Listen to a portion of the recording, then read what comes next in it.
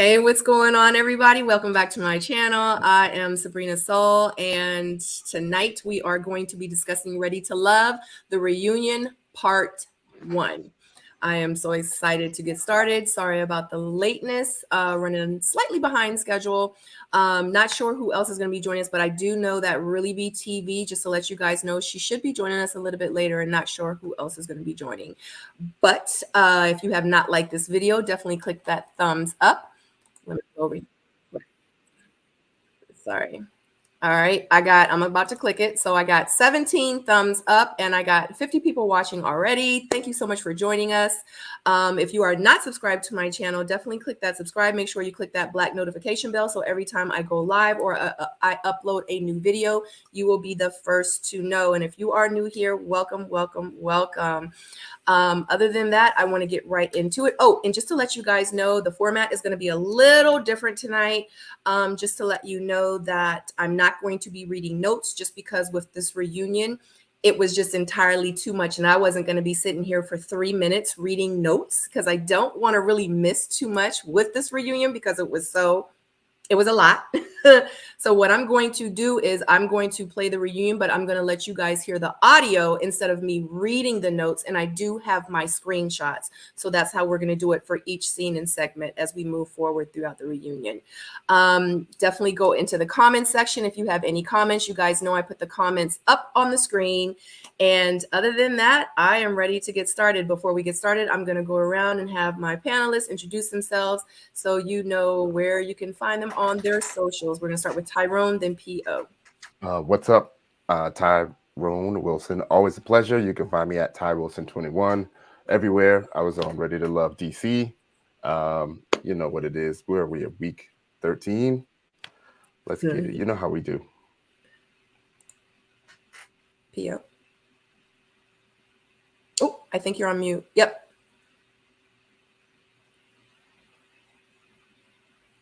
Still on mute? Oh, okay. He knows. There we go. Sorry about that. It's okay. This is Paul P.O. From Potomac. Ready to Love season 5. We gonna start a fire in here tonight. Yeah, because we're not holding back tonight. Oh, where can they find you, P.O.? We do have your Instagram. 100 sightings on IG. 100 sightings. And shout out to Another Round. She is one of my bona fide soulmates and also one of my moderators. She is putting the links in the chat for you guys so you can follow Tyrone and P.O. on their socials. And also, too, if you are interested in becoming a soulmate, on my YouTube channel under the membership program, there are 4 tiers you can choose from. If you are a member, by the end of the month, you will be getting free merch that will be going out in May. So anyway, shout out to you guys. Shout out to you guys for being here. It's 94 of you. The numbers are climbing. Shout out to you guys in the chat. I see you saying hello and love and light and everything else. We keep it positive here. Make sure you keep it positive in the chat. No profanity. Definitely respect the panelists. We can all agree to disagree, because sometimes we agree to disagree up here. So definitely just keep it respectful. Talking about the other castmates, definitely put your thoughts up there now. Speak your mind, but just keep it respectful. That's all I ask. Anyway, we're going to go ahead and get started. Before we get started, though, Tyrone or P.O., do you have anything that you would like to say about the reunion or anything about the season, period? I mean, I did get to see some growth from some people. And then there was other times where people just seemed oblivious to either the mission or growth in general. Do you know what I mean? Like I kind of am always fearful about speaking too much at the beginning out of fear of taking away from, the thoughts that we're going to say during the panel. But in the end, it was entertaining. You know what I mean? It just seems like most of the people did grow, and most of the people are still, some of the people seem to be still, stuck in their ways. Yeah. So initially, I started watching and I was like, man, this is going to suck. I did. I was just like, it's just seemed, the way that they started really slow. But yeah, it started giving later and later and later. I'm like, okay, here comes a delivery. All right. So I was feeling that. definitely good to see people, putting their feelings out there. That's what you're supposed to do at the reunion. You're supposed to get it all off your chest and leave it out there, and don't regret, anything or not saying something. So they did that so far. So Yeah. Yeah, I agree. And I forgot to mention that another round, that is Jay. And just to let you guys know that she also has a YouTube channel. You can go and subscribe to her channel. She does panel reviews, and also too, she does do the panel with Kojo over on Little Black 91 if you want to see more of Jay as well.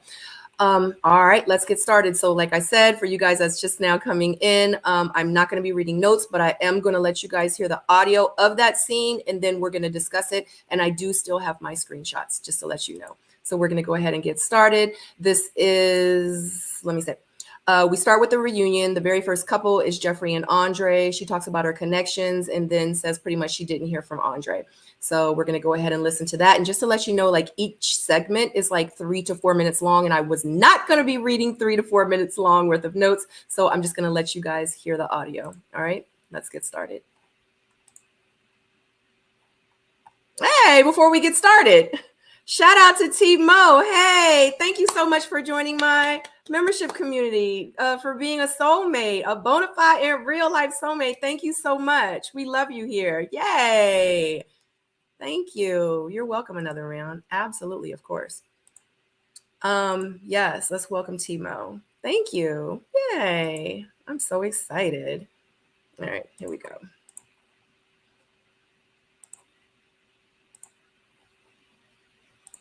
When I hear these pauses, they loud. Yeah. The Tommy don't know nothing about. Can y'all hear Where me? does it waver? We had that beautiful moment on the finale. And then after that, I didn't hear from Dre. Wow. There was an event down here, and I told Dre, I said, hey, I'm coming. I'll be down here. This was like maybe what, at least 2-3 weeks after? Still hadn't. Yeah, After the last 2-3 day. Yeah. Yes, I feel like I'm being attacked. Ain't nobody attacking you. So there are things that bothered me and that did not sit well with me that I couldn't address during the children. process. I just heard you say, my Do children. you want me to Exactly. say specifically why? I'm going to say, because I'll go I want word by somebody word. to say it. So this is Okay. basically, so when we went out to Okay. dinner, he goes, I just want to know about, the fathers in your kids' lives. Why aren't they present? Do you want to reach out and ask them? As if I have control over grown-ass men. It seems I think suspicious what- that you have 2 fathers in a life and they're not involved. It seems suspicious that you don't know that So black for me- men do this every single It day. has And nothing to it's do not with for me black to men. chase It has this. nothing to do with black men. Excuse me. It does. That's an attack. Excuse me. Black men don't do that every day. No. All right. They Let me be do. the first one to Black stop men you. do this No, they every don't. day. All men do this. But her perspective is valid. Yeah. That's her experience. Yeah. It's Thank valid. you so much. Quit trying to twist it. And Wow. I'll say that to everyone. many black Yes, men are they in here? do.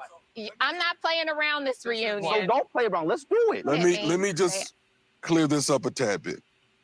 Let's at least use the phrase, not all black men. Let's be There- clear thank about you. that. Let's get back to where we were, because we're not talking about men and women. We're talking about you two. Amen. Dre was looking for a reason. So let me figure out a problem in Jeffrey. Perception. Okay. Yeah, she's got kids and the fathers aren't involved, so that's a problem for me. Doesn't make sense. Most of my relationships has been with women with kids. I love kids. So, question I asked Jeffrey, why are your 2 fathers with 2 different kids not in your kid's life? What was her response? Well, she gave me many different reasons, and I didn't buy it. The kids don't voluntarily say, I don't want to see my dad. So at that point, I said, it's not the father that don't want to see the kid, it's something else. She is refusing to have the father see the kid for whatever reason. So it kept bothering me. Do you allow your children to see their fathers? Absolutely have allowed that. I don't believe in cowering down in a corner. Oh, Lord, my kids don't have fathers. I can't go running after a man, forcing him to be a dad. I don't even have anything legal in place saying you can't see your kids. Again, Dre just wanted to find an out. Not true. Let me ask this question. Jeffrey, you chose Andre. Do you regret your choice? The only regret I have is probably cutting off a lot of great, amazing men that knew about my kids' fathers not being there and said, I don't give a about that. Right. You are an amazing woman in my face right here, right now. And for me to allow you to be graced in my presence, even right now, sitting beside me. I should be grateful. I should You be better know grateful. it, as you should. I should be grateful. As you should. Oh, So that's the first scene. So I just want to address this before we address the scene, and I just have this one question. What y'all think about her voice? She went from doll baby to Southern Belle. You know, so I'll say this. I have a corporate voice, right? Right. When I'm in corporate. So if you say something to me that jades me a little bit and you bring out the N-I-double-G, you know, whatever, Right. Yeah. you're going to get a little bit of taste of that. Yeah. So, I mean, I could see maybe, you know, that was maybe her perception of, you know, I want to be perceived, or I want to speak well. I want to be, you know, kind of represent myself in this way. Mm-hmm. And then she probably, you know, caught a little bit of emotion, and then, you know, the real, you know, came whipping out. So that's my thoughts on that. Yeah, agree. I mean, I wasn't really too much concerned about her voice. You know what I mean? I can understand emotions are high in that moment. She probably got some rest, you know, from all of the taping. And she's pretty much turning into Mama Bear, you know, at that moment, trying to defend herself and defend her kids, you know, once again, you know, and I would be tired as hell of having that conversation too. So, you know, if I'm in that mode and, you know, somebody coming after my child, like, I'm gonna be the same way. So, And just real quick, before I go any further, I just want to apologize to the folks in the chat if you see me going in and out of camera, because I'm trying to dog this food, and I don't want to look like a pig out here. So, you know, just want to throw that out there. Yeah, no worries. Because I know how it is when we got to get our food in, honey, because sometimes I eat late.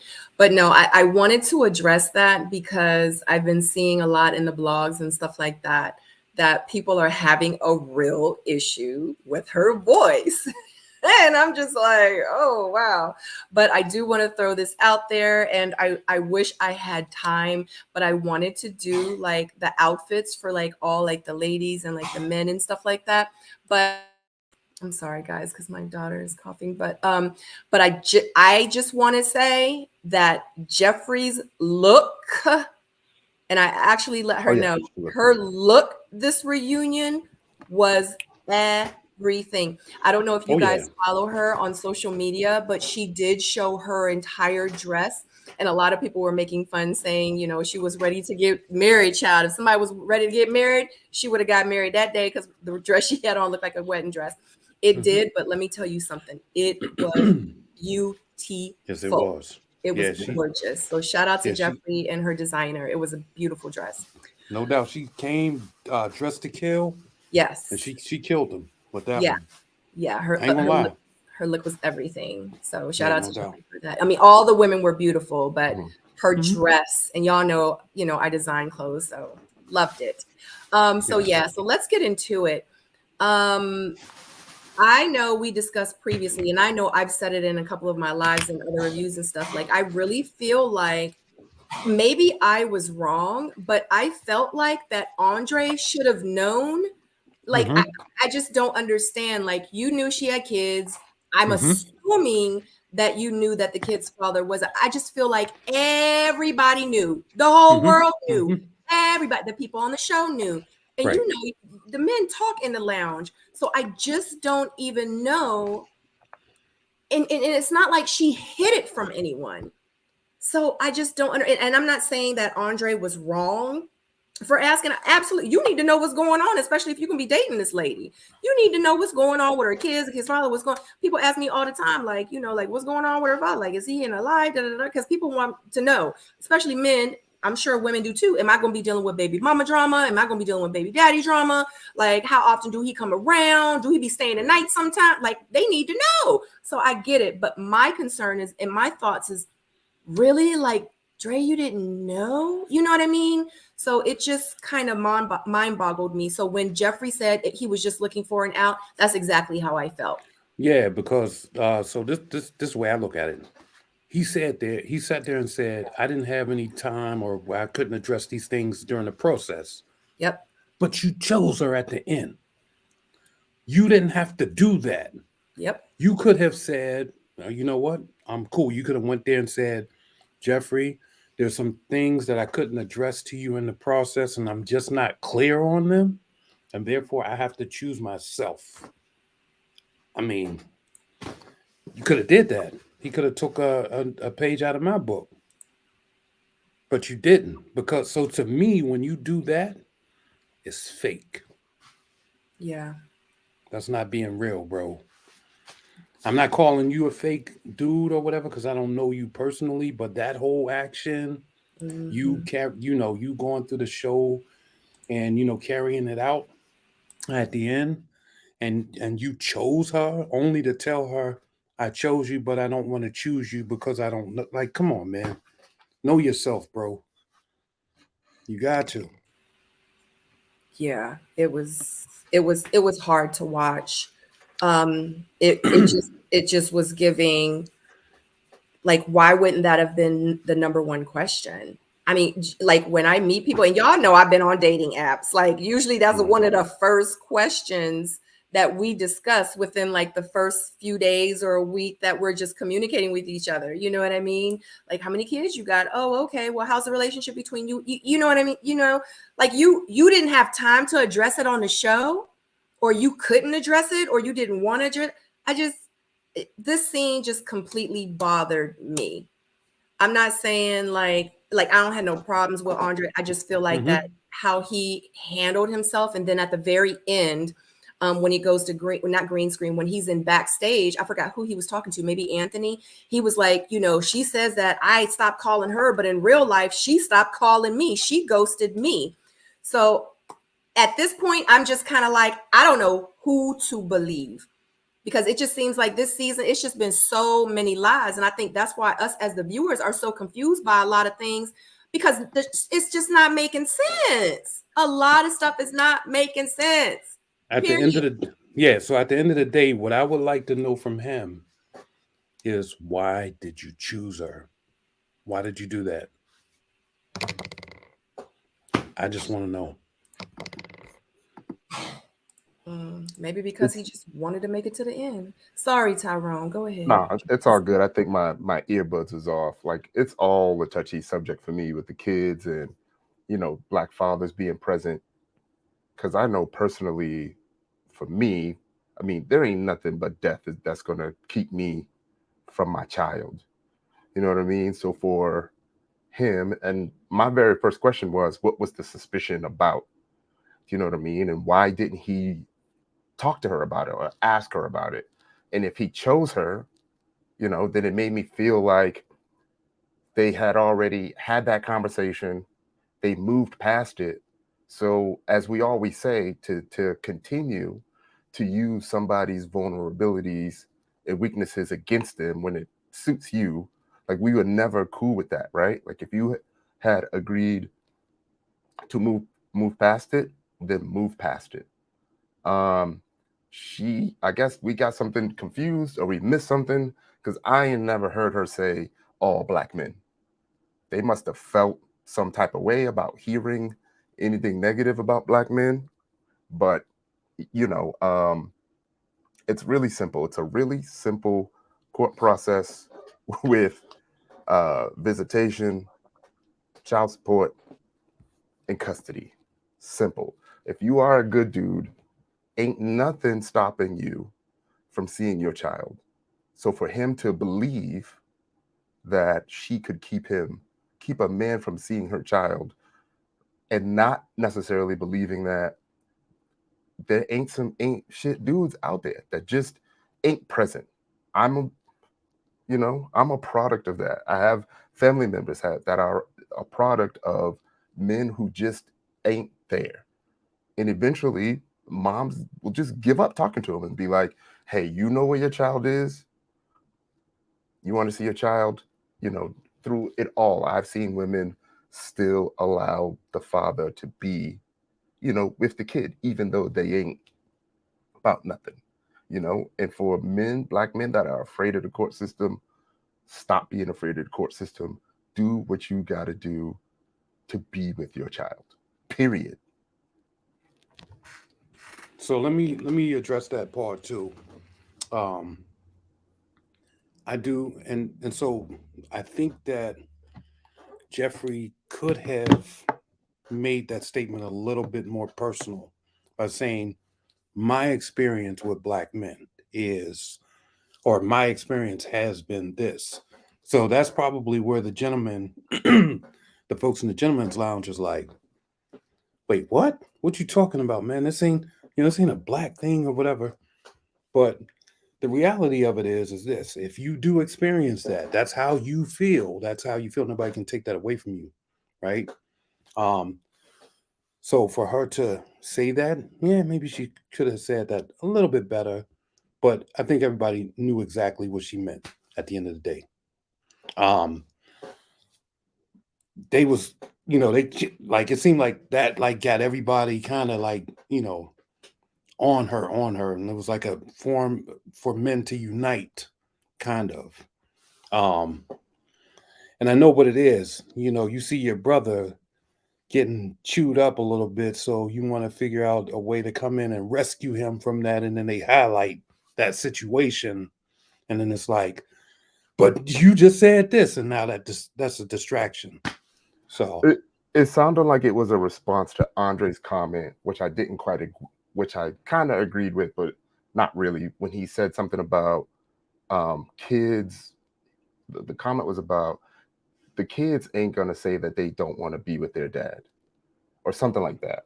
I want to make sure that I don't get the words right. But when Jeffrey did the face palm, like I was doing the face palm, at the same time, because the kids don't have no car, the kids can't drive, the kids ain't gonna be out there buying groceries and going shopping.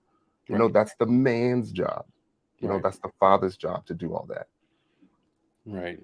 So Yeah. it was like he was looking at it from the kids' perspective, like the kids have the power, and then that was the frustrating part. So that's probably why her response was, it's suspicious that you don't know black men do this, because he was approaching it like that's impossible, that two fathers don't want to be with their kids. And it's not Right. impossible. It happens all the time.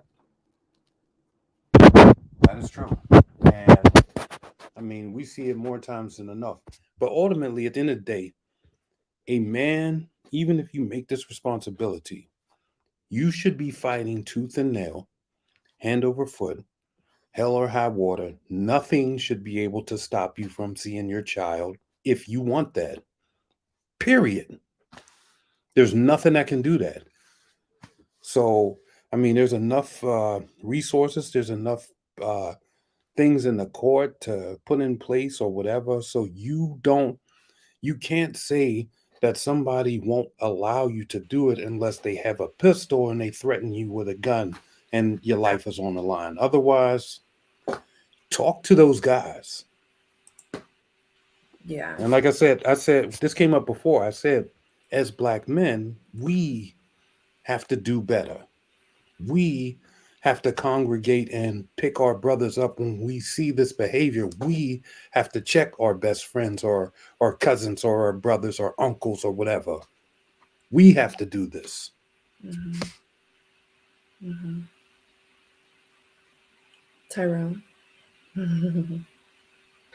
Yeah, man, it's just a touchy subject, and it's one of the reasons why I refuse, to have my daughter feel like I'm not available or I'm not present or I won't fight for her, because she knows. Not to keep harping on that, but I think it's all part of, and I'm not blaming women, but it's about letting losers win. And there are ways to vet guys. Not saying that they still ain't gonna walk out, but there are ways to be patient and still vet guys and not accept low standards from men. Yeah. But in another round, just said Andre opened that door by saying men don't just leave their kids. Like you said, like y'all are saying, like he's making it seem like it's the kids' fault. But Jeffrey was absolutely right. It's not like I can't keep my kids from their father. If they really wanted to be in the kids' Yeah. life, they would be. But Period. but they do. And if Andre has not been in many situations to where he's seen bad men, then that could be a good thing. You know what I mean? Maybe he's been in a setting where he really can't fathom a man not being there. You know, but it happens all the time, bro. All the But time. I'm gonna say this, and this might be an unpopular opinion, but I'm gonna say this. Unless that shoe was on your foot, you have no idea. Like people try to talk to me about being a single parent, about how I should raise my daughter and I even dated a guy that was trying to tell me how to raise my daughter when she was younger and he and I were dating. And I'm like, dude, you got 2 kids and you don't have neither one of your kids. So who are you to tell me how to raise my daughter? You know what I mean? Like I'm a full-time single mom. But Andre, I hate to say it, but I'm gonna say it. He don't have no kids. So how do you know? Because sorry for saying it, and I'm not saying this is what's going to happen, but who's to say that Andre won't have a child by a woman? The woman might be difficult or whatever the case, and he might be like, you know what, I'm washing my hands, I'm done with it. Like who's to say, not saying he will, but who's to say that he won't become that guy?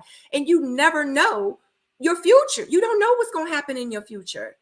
You know what I'm saying? And I'm not saying that Jeffrey is a difficult, mother or a baby's mom or mother of the child. I'm not saying that that's her, but I'm just saying, like, Andre, for you to speak, like, you understand what I'm saying? Like, to try to like make her look bad in the situation, and for him not thinking about it, like, as a whole, it just it kind of rubbed me the wrong way, like, because I'm a single mom, Right. like I just feel like unless that single dad foot is on your foot or you've worn it before. He was like, I've raised kids, I've been a stepdad, you've never been a father Right. with a mother of your child and whatever issues, you know what I'm saying? You've never worn that shoe. So for him to act like that really was disturbing for me. It's just Yeah, and being a stepdad is giving you the ability to step out to whenever leave when you you want. want. Exactly. Exactly. That's exactly So what I mean. yeah, so ultimately, like you can't ascribe that Jeffrey is such of a bad person or bad mom, and Mhm. to these children that the fathers don't even want to be involved, because that's how that statement came out to me. Mhm. When I saw it, I'm like, yo, like, come on, man. Like, Mhm. it was kind of one of those things where I was actually blown back by watching, like, yo, you said this on TV, bro. Mhm. You put this Mhm. on the kids, you put this on her to say that this is her fault. And I mean, she called it out. But at the end of the day, like I said, you chose her. Yeah, You chose her. absolutely. But for So her to also be like, black men do this every day. I know a lot of people are saying that she didn't say all black men, but it's not like she said some either. You know what I mean? So, yeah. and the guys on the panel got offended, and most of the guys on the panel that said that, like got that were offended by her comment were fathers.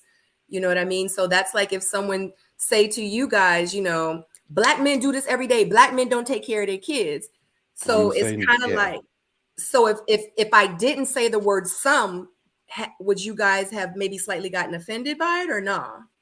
I would have done probably what Anthony did, and what Tony said. I probably would have jumped in there and be like, time out, not all, but a lot. That's what they do. You know what I mean? And I see that. But Right. I myself, Tyrone, and a couple other good brothers, most of the people from from previous seasons that I know of take care of their kids. Mm-hmm. You know what I mean? So we are probably that anomaly that that society says that we are. Do you know what I mean? Mm-hmm. Right. So another thing that I thought about was, her kids are gonna probably see this one day. So in a way, she's probably choosing her words in that moment Yeah. because the last thing a kid wants to hear is that their dad don't want them, Mm, you know? So she can't mm, just come out and say that, you know? There was Mhm. conversation about broken kids, and that's a really, really hard thing Yeah. to get mm. over. You know, not only is he not present, like he didn't even want me to begin with, Yeah. Yeah. you know, so she's probably thinking about all that as well. Yeah, and Jay Brad is probably hit it spot on. She could have said men do this all the time. I Yeah. think when I Yeah. think once you broad brush it and you say the black men do it, I think that's where everybody had some fallout. So I might have to say that the guys that did step in and say something, probably in that moment, I could see them, Mhm. going to war about that. Yeah. Yeah, no doubt about it. But she could have cleaned that statement up. Ultimately, there is a reality there, though, when all you experience or all you've been with or all you know is black men. Mhm. So you talk about it from your side, and I think that's what Jonique and the other ladies were saying Yeah. was this See is her, this is her experience. Her right, perspective. Yeah, this is her right, reality. Yeah. right, So, But it is her reality, but still, you know what I mean? It's definitely going to ruffle feathers when you say black men, because it's more than just black men out here no doing doubt, it. You know what I right, mean? Period. So yeah, when no Amy doubt, was like, not all black men, you know? So yeah, I can just imagine right now with all the black men that watch Ready to Love, like what they're thinking about her right now. And I know that they are highly offended. And I just want to say shout out to my black men. I love y'all. And if you're not taking care of your kids, go take care of your kids. But I still love y'all. You know what I'm saying? no doubt. So Yeah, I actually could. I think the more I think about it, I could see myself taking myself out of being, a cast on there, and just kind of watching this, sitting back with my wife or something, yeah, watching a show, and then I'm like, yo, wait a minute, what? Oh man, turn this shit off, yeah, or whatever. So yeah. Jeffrey, you got to do better. Yeah, Real talk. absolutely. Absolutely. Shout out to Jay Brad in the chat. Yeah, and Jay Brad, I put it up there earlier. He said that, appreciate this conversation. Thank you, because we need to have conversations like this within our community. So yeah, appreciate that. Yeah. It's just such an unfortunate situation. And it's so crazy that this was the first scene of the reunion. And I just was like, oh, I was like, if they're starting this season, this reunion out with this, I'm like, the rest of this the show is gonna be off the chain unless this was the best one, except for the other ones that we saw. I was like, because reunion part 2 is probably gonna be a dud, and that's probably they're gonna make us watch it because this one was like so fire. But yeah, shout out to all you black men out there. I love you. I'm gonna give you a hug, because I think just with comments like that, because the way that my brain thinks is I think of everything as a whole. So I really try to be mindful of my words.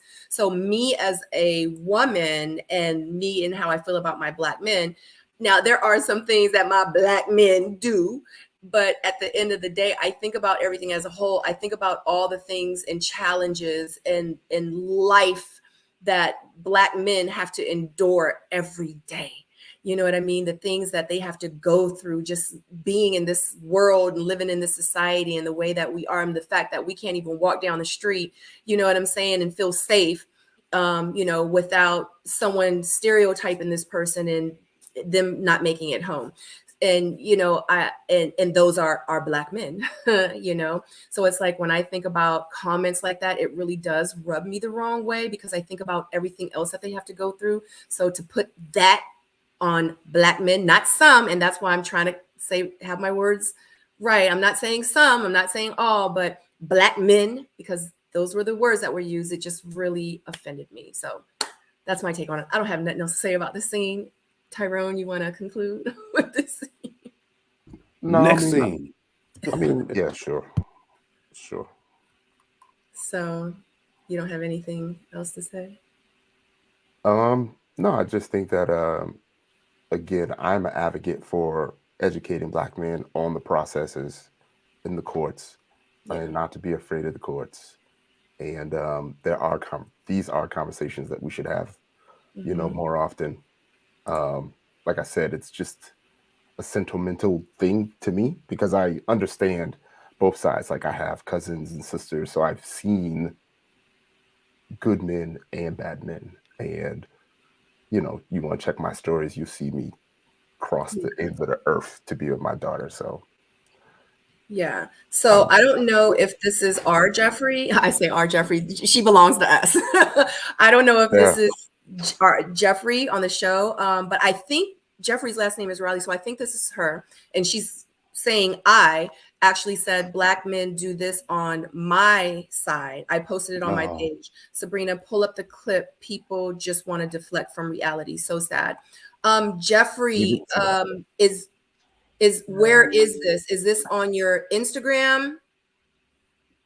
Let me know. Do I need to go to your Instagram? If so, put the, do y'all, I want to say it's on her Instagram. yeah, I think it's just probably a little unfortunate since they didn't play that part. Oh yeah, of course they Jeffrey. probably edited it to give it the extra. Yeah, you know. Let me see, because y'all know I'm a very fair person, and y'all know you know what I'm saying. Y'all know I give a lot of grace. I don't, you know. So let me just see, because I want. While you're searching for that, I do want to say this. I want to say that because I know Tyrone, you said, you know, as black men, you know, we have to do this, do that. But I will say, you know, like my sisters, right? The fact that I have sisters that would hold me accountable if I wanted to be that dude. You understand what I'm saying? So I think it's more of a, I mean, it is a black man thing that we have to teach, take one another, teach one another, but also, you know, you have to have a good family foundation. And I think when somebody sees you, whether it's male or female, you know, if you ain't moving right, they gotta, you know what I mean, put you in check. And for me, I would never want to disappoint my sisters, my mother, you know, or my daughters themselves by representing them in a way that was L. Uh-oh, Sabrina, let's get it. Okay. Yeah. So shout out to Jeffrey. So that is Jeffrey. Shout out to Jeffrey. Everyone show her love in the chat. Thank you so much for pulling up. I appreciate Jeffrey, you. what's good? Yeah, I don't know, you missed it, but I talked about your dress and I said that it was everything. Your look was everything. So just to let you know, but I am on Jeffrey's Instagram page just to let you guys know. And I'm going to try to play the clip. Hopefully it's not a long clip. Just give me a second so I can share the screen real quick.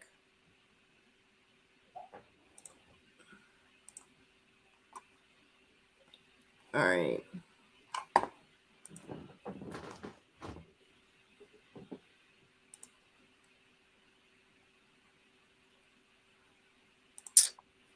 All right, here we go. What you're looking for. I mean, the biggest thing for me. Jeffrey's catch my eye. Wait a minute. Andre coming back. He was my. Wait a minute, guys. Black. Here we go. Nothing to do with black man. Excuse me. It does. That's an attack. Excuse me. Black. Nothing to do with black. Excuse me. It does. That's an attack. Excuse me. Black. Yep. She Excuse did. me. It does. That's an attack. Excuse me. Black. Okay. Nothing to do with Excuse me. It does. That's an attack. Excuse me. Black. We missed that. Yeah. Yeah. But yeah, because everybody was talking. So Yeah. So let me. I wouldn't be surprised. Oh, I'm sorry. Go ahead, guys. No, I was gonna say I wouldn't be surprised if they, you know, turned the volume down on that because they definitely have control over the mics and all of that stuff, and that seemed like the type of effery that they would do. Yeah, the audio seemed off on quite a few scenes. Right. Yeah. So just to let you guys know, if you want to see it for yourself, I put it down at the bottom of the screen. But if you go into the chat on the missing link and on Miss Sabrina Soul, I just put Jeffrey's Instagram link. So make sure you guys follow her and definitely check out that video so you can see it for yourself if you want to see it bigger. Yeah. So let me see. Let me hide this. All right. So play the original. Oh, I see what you're saying. Hold on one second. Oh my God, guys. Hold on one second. Hold on. Yeah, see, they probably his words was yeah, they be mincing stuff. Many different reasons. Yeah, I don't know where it starts, but can y'all hear it? Okay. Hold on. because I don't know what marker it is, so I'm gonna try to figure it out. But I don't want to play the video, so let me just pause it over here. I'm coming. I'll be down here. This was like maybe black men do this every single. Okay. He here we goes, go. I just want to know You'll about, hear it. you know, the fathers. This is the original. In your kids' lives. Why aren't they present? Do you want to reach out and ask them? As if I have control over grown-ass men? It just seems suspicious that you have 2 fathers in a life and they're not involved. It seems suspicious that you don't know that black men do this every single day. It has nothing and to it's do not with for me black to man. chase It has them. nothing to do with black man. Excuse me. It does. That's an attack. Excuse me. No. Black men don't do that every day, all right? Let They me be do. the first one to Black stop men you. do this No, they every don't. day. All men do this. But her perspective is valid. Yeah. That's our experience. Yeah, it did. It's on the original too. Yep. Yeah. All right, I think I'm done with that. Like, Yeah. It's just unfortunate that that part wasn't clear. You know, I think a lot of us would have had a different perspective on it all. so there was a little bit of shade, I think, because they know how to turn up the volumes. Trust me, Tyrone, you're an editor. I'm an editor. You know what I'm saying? And the mics don't drop, you know, conveniently like that. So I know what that was. Yeah. Yeah. All right, guys. Oh, child. Oh, child. All right. So we're done with the Jeffrey and Andre scene. Yeah. All right. Yeah, I got nothing for it. All right. Again, thank you, Jeffrey, if you're in the chat. Appreciate you stopping by. Thank you for the love. Welcome to the family, Jeffrey. Yep. Yeah, Welcome to the family. This is what welcome the to this Thanksgiving is gonna be dysfunctional like from family. now on. Right. Welcome to the dysfunctional family. All right. So next we're going to be discussing Corvea and finding love pretty much in the right tax bracket. So I'm going to go, I don't know if you guys know, hold on. Let me see. You're more than welcome. The first scene was 45 minutes. Yeah. So, right. So I don't know if you guys heard, but I said that I was not going to be reading notes. I'm going to be playing the clips. I'm going to probably be going in and out because they flagged me for my live watch party. So I'm real scared now, but I am going to let you guys hear the audio, but I still have my screenshots. And then we're going to be discussing it like we just did. But it's 383 of you in right now. If you have not clicked that thumbs up, make sure you click that thumbs up. If you're new here, thank you so much for joining our Soulmate family. Love to have you here. If you have not subscribed, make sure you click that subscribe button. Click that notification bell so every time I go live or upload a new video, you'll be first to know. All right, we're going to go ahead and get into Corvea and her journey.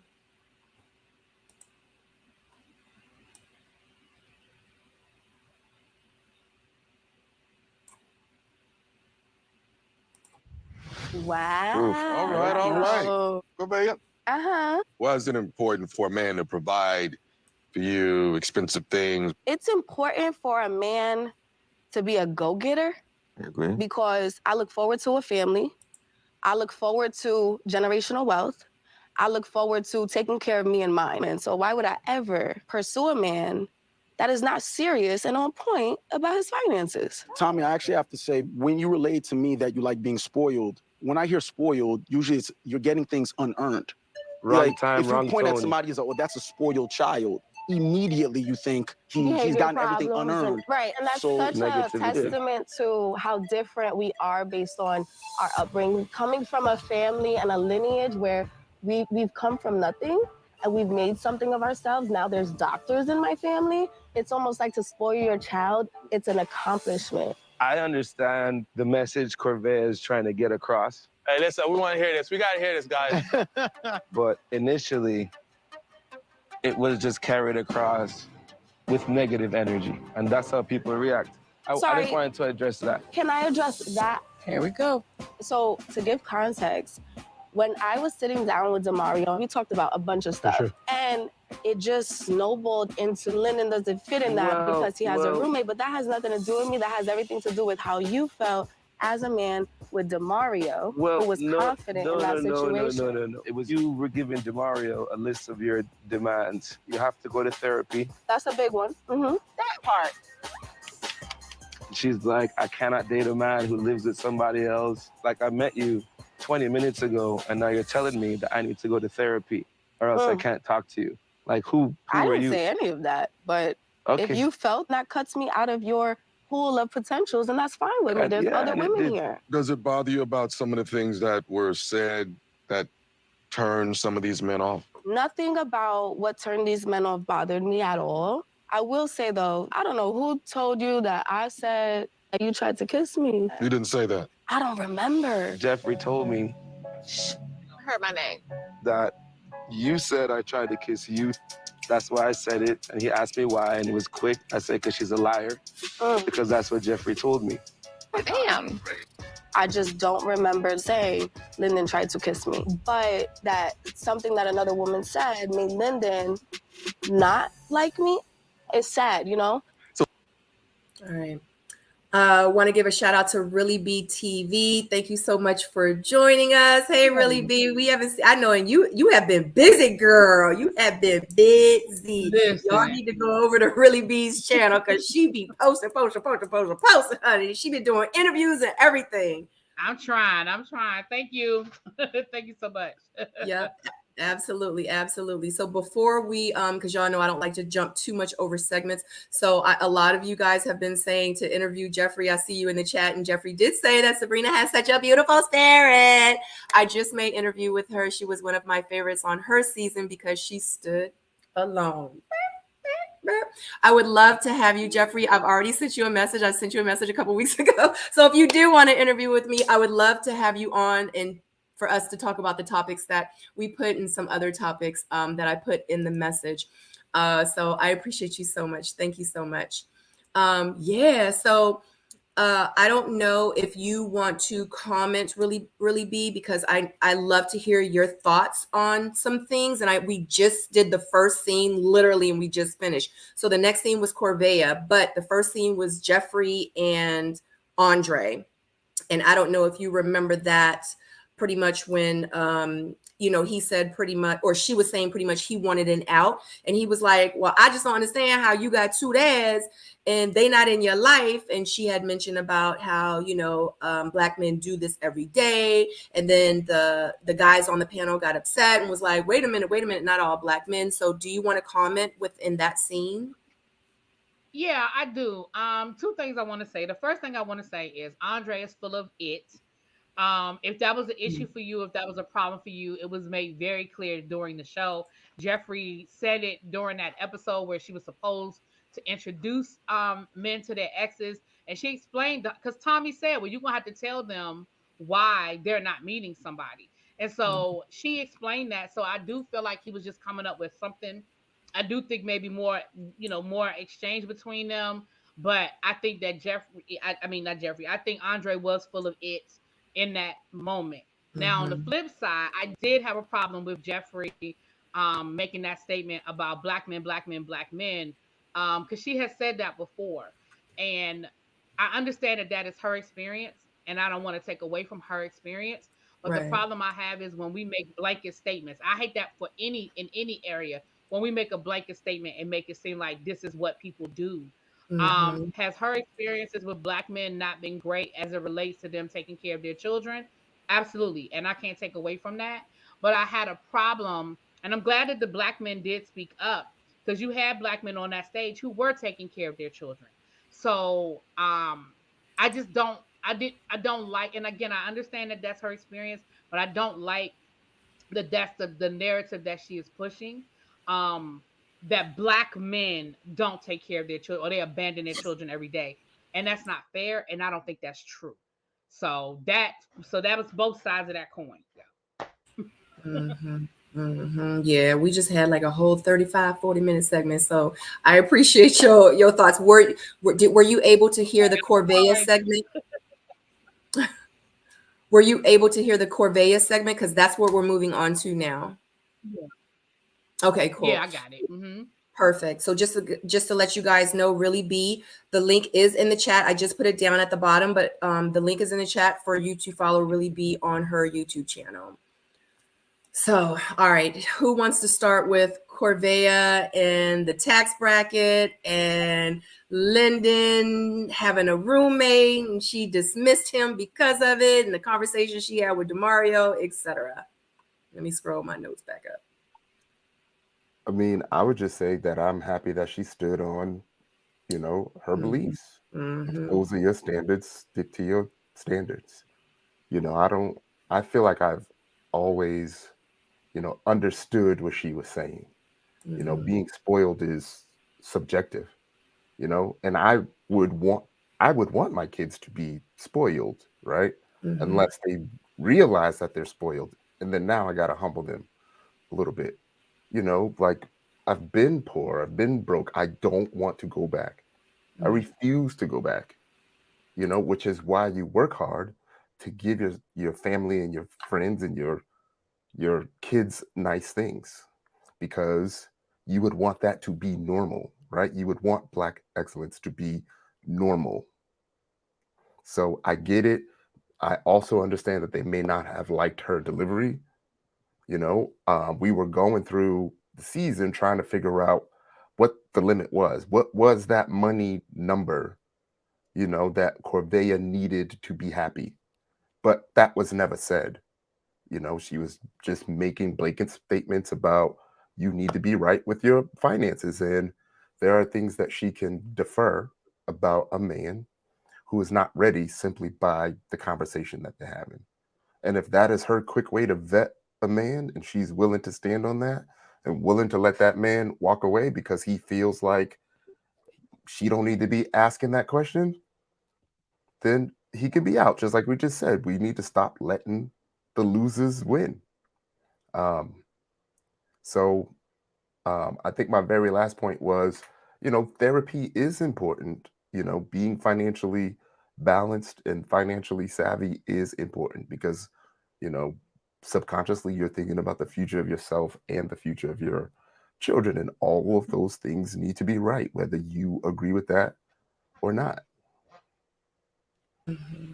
Really, B?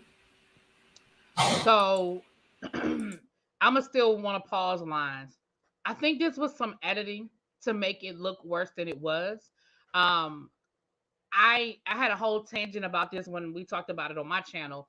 There's absolutely nothing wrong with knowing what your non-negotiables are. And if this is a non-negotiable to say, listen, I don't want to date a man that has a roommate. I don't think that's wrong. That's her, that's what she wants. If we're looking for love and we're looking for the person that we want to be with, the person that, then they are non-negotiables. Now, do we get in relationships and we realize, oh, well, this non-negotiable, maybe I can adjust a little bit because hey, I'm really feeling this person and maybe it's not as bad as I thought.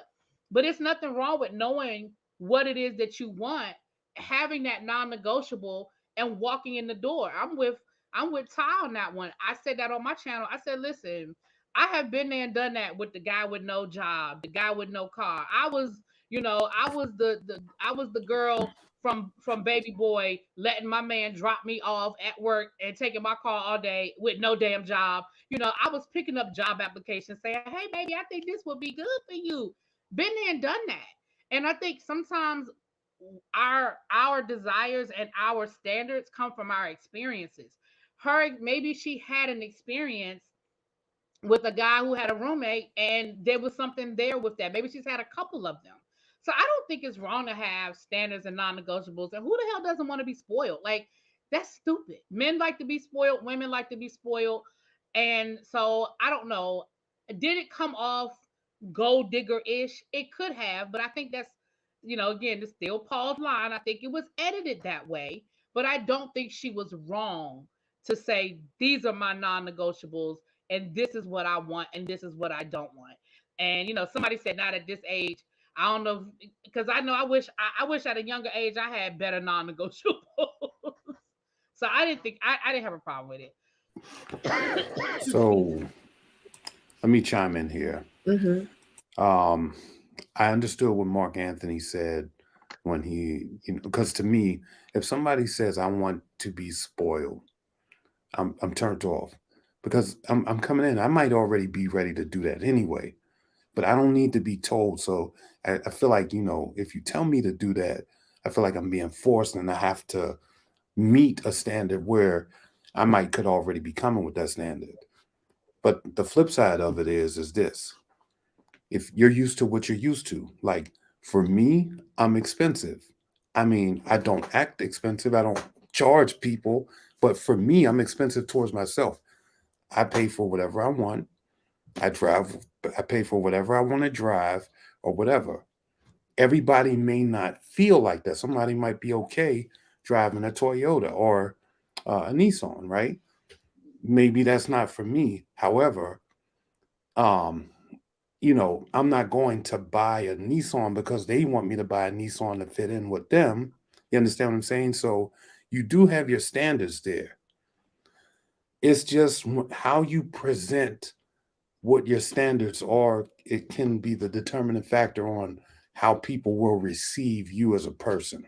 You know what I mean? If I walked into a room and said, yo, I'm expensive, I'm wearing these shoes, they cost this, my shirt costs this, this, and you only wearing a $10 outfit and you trying to talk to me? Come on, man. That's whole, like, people will look at me like, yo, he crazy. Like, you know what I mean? He think you on some level. But if you just be there and people notice and they see how you roll, they're like, okay, I know this brother got it put together. He's on a level or whatever.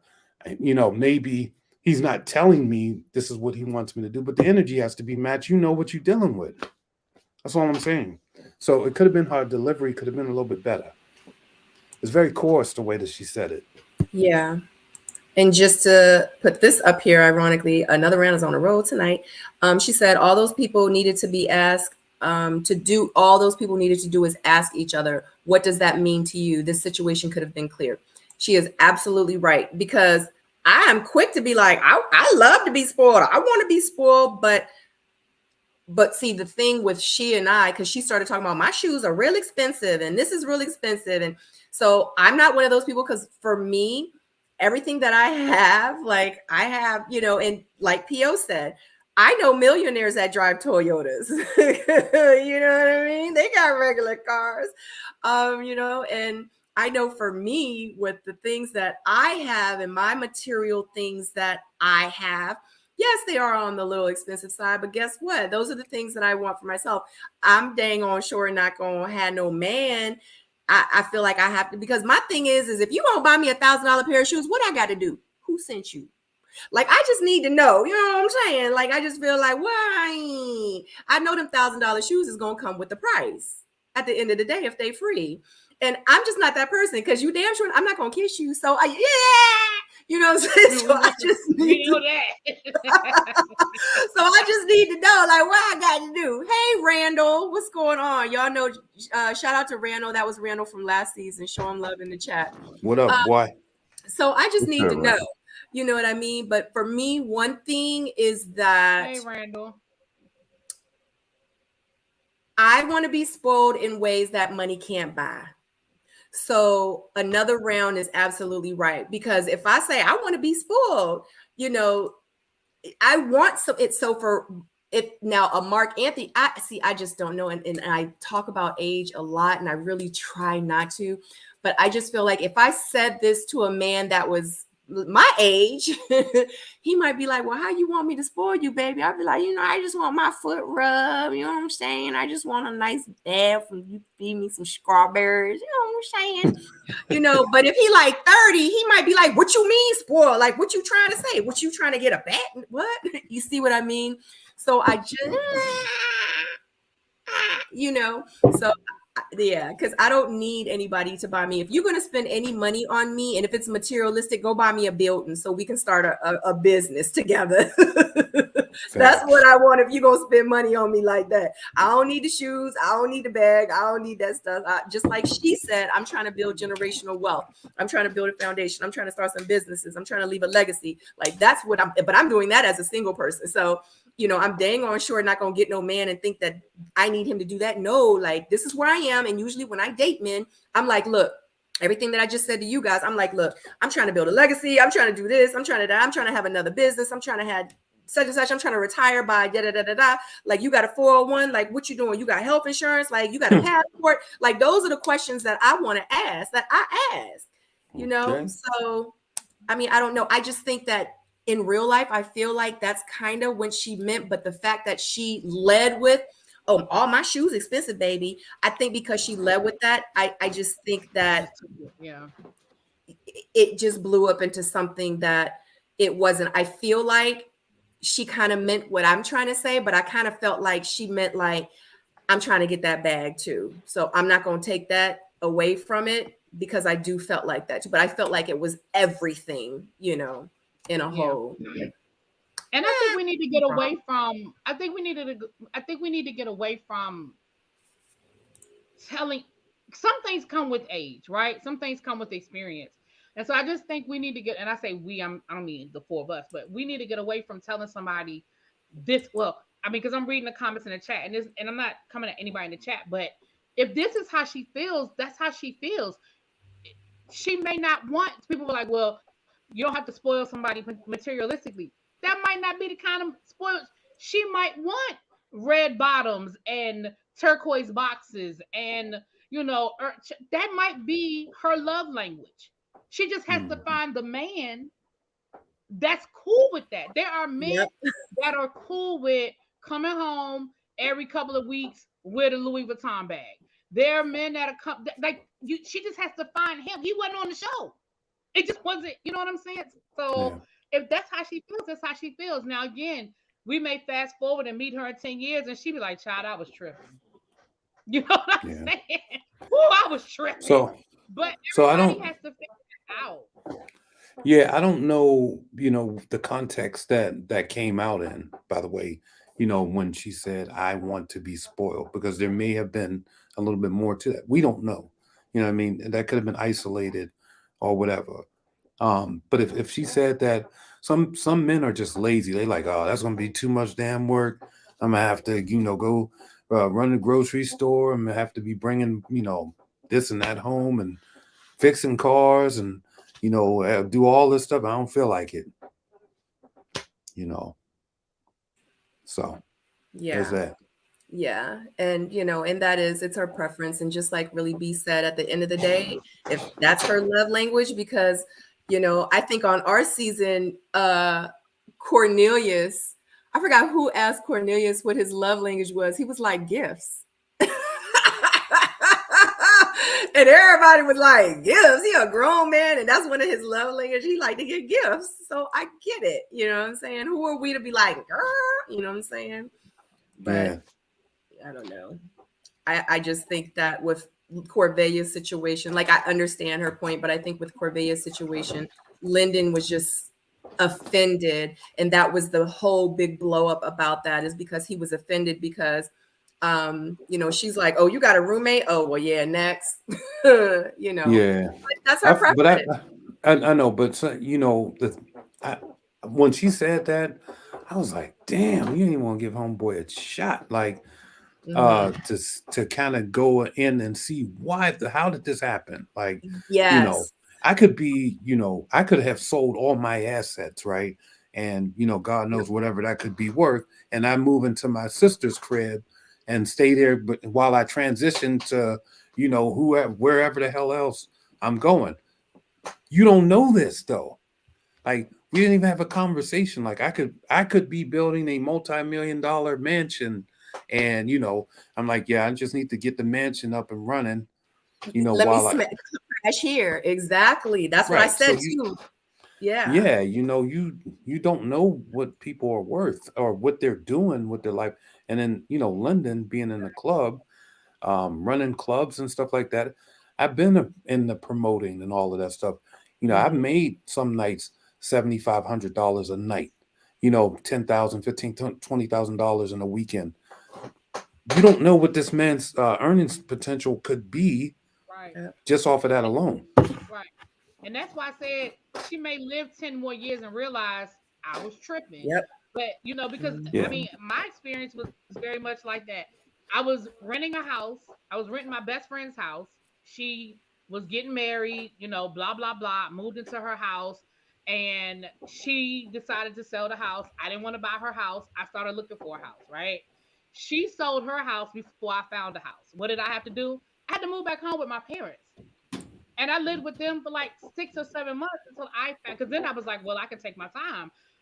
I was living at home, but it wasn't because I was broke. It wasn't because I couldn't afford my own place. It was, and like you said, if a guy met me and I was like, well, I live at home right now, and be like, oh hell no, you don't know my situation. 6 months later, I moved into my own. I bought a house. So, but Mhm. again, that comes with experience. Sometimes we lose a good thing being closed minded. She's gonna have to learn that if that's gonna be her experience. And So that's and, what I'm and I saying. think Like, but that that's what transitioned the gold digger-ish thing, out in the group of guys. And it started probably with Lyndon and Mark Anthony. They probably said, Mark Anthony probably said, yeah, she talking about she want to be spoiled.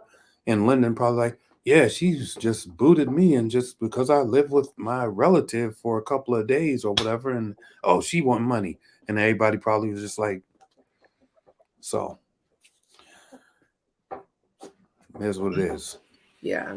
So shout out to everybody in the chat. Shout out to you guys that are watching. We have 448 of you guys. Tyrone, you're almost right in the chat watching. So if you have not hit that thumbs up, because I think we only have 170. Thank you for thumbs up, and it's almost 500 of you watching. So definitely we're going to take a pause for the cause, give y'all a moment to do that. But yeah, 2L said exactly, PO. Absolutely. And I agree with Really B as well. Like, you never know a person's situation. And the thing is he could be living with his roommate, but he might have like 1.5 million in the bank. Like, you just don't know. And it's a lot of people I know. And like that thing that you hear people say, if a millionaire will not look like he has money, but the person that's wearing all these necklaces and flashy stuff, driving all these expensive cars, are usually the ones that are broke, and that's true.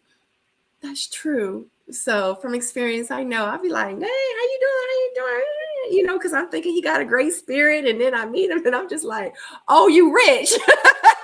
Well, that's a nice bonus, right, that's a nice thing to find out. Yeah, because I do not like flashy guys. It's a complete turnoff. I don't like guys that wear their pants hanging down, and I don't like a man that is too flashy. I just don't like that. But anyway, that's just me. Yeah. So, oh yeah. Did y'all hit the thumbs up? Did y'all hit the thumbs up yet? No? Yes. In the words of Really B TV, it is what, Really B? It is free 99. Free 99. It's free 99, guys. Free 99. And if Y'all you are getting all interested, this good commentary. We got 3 alumni of the show.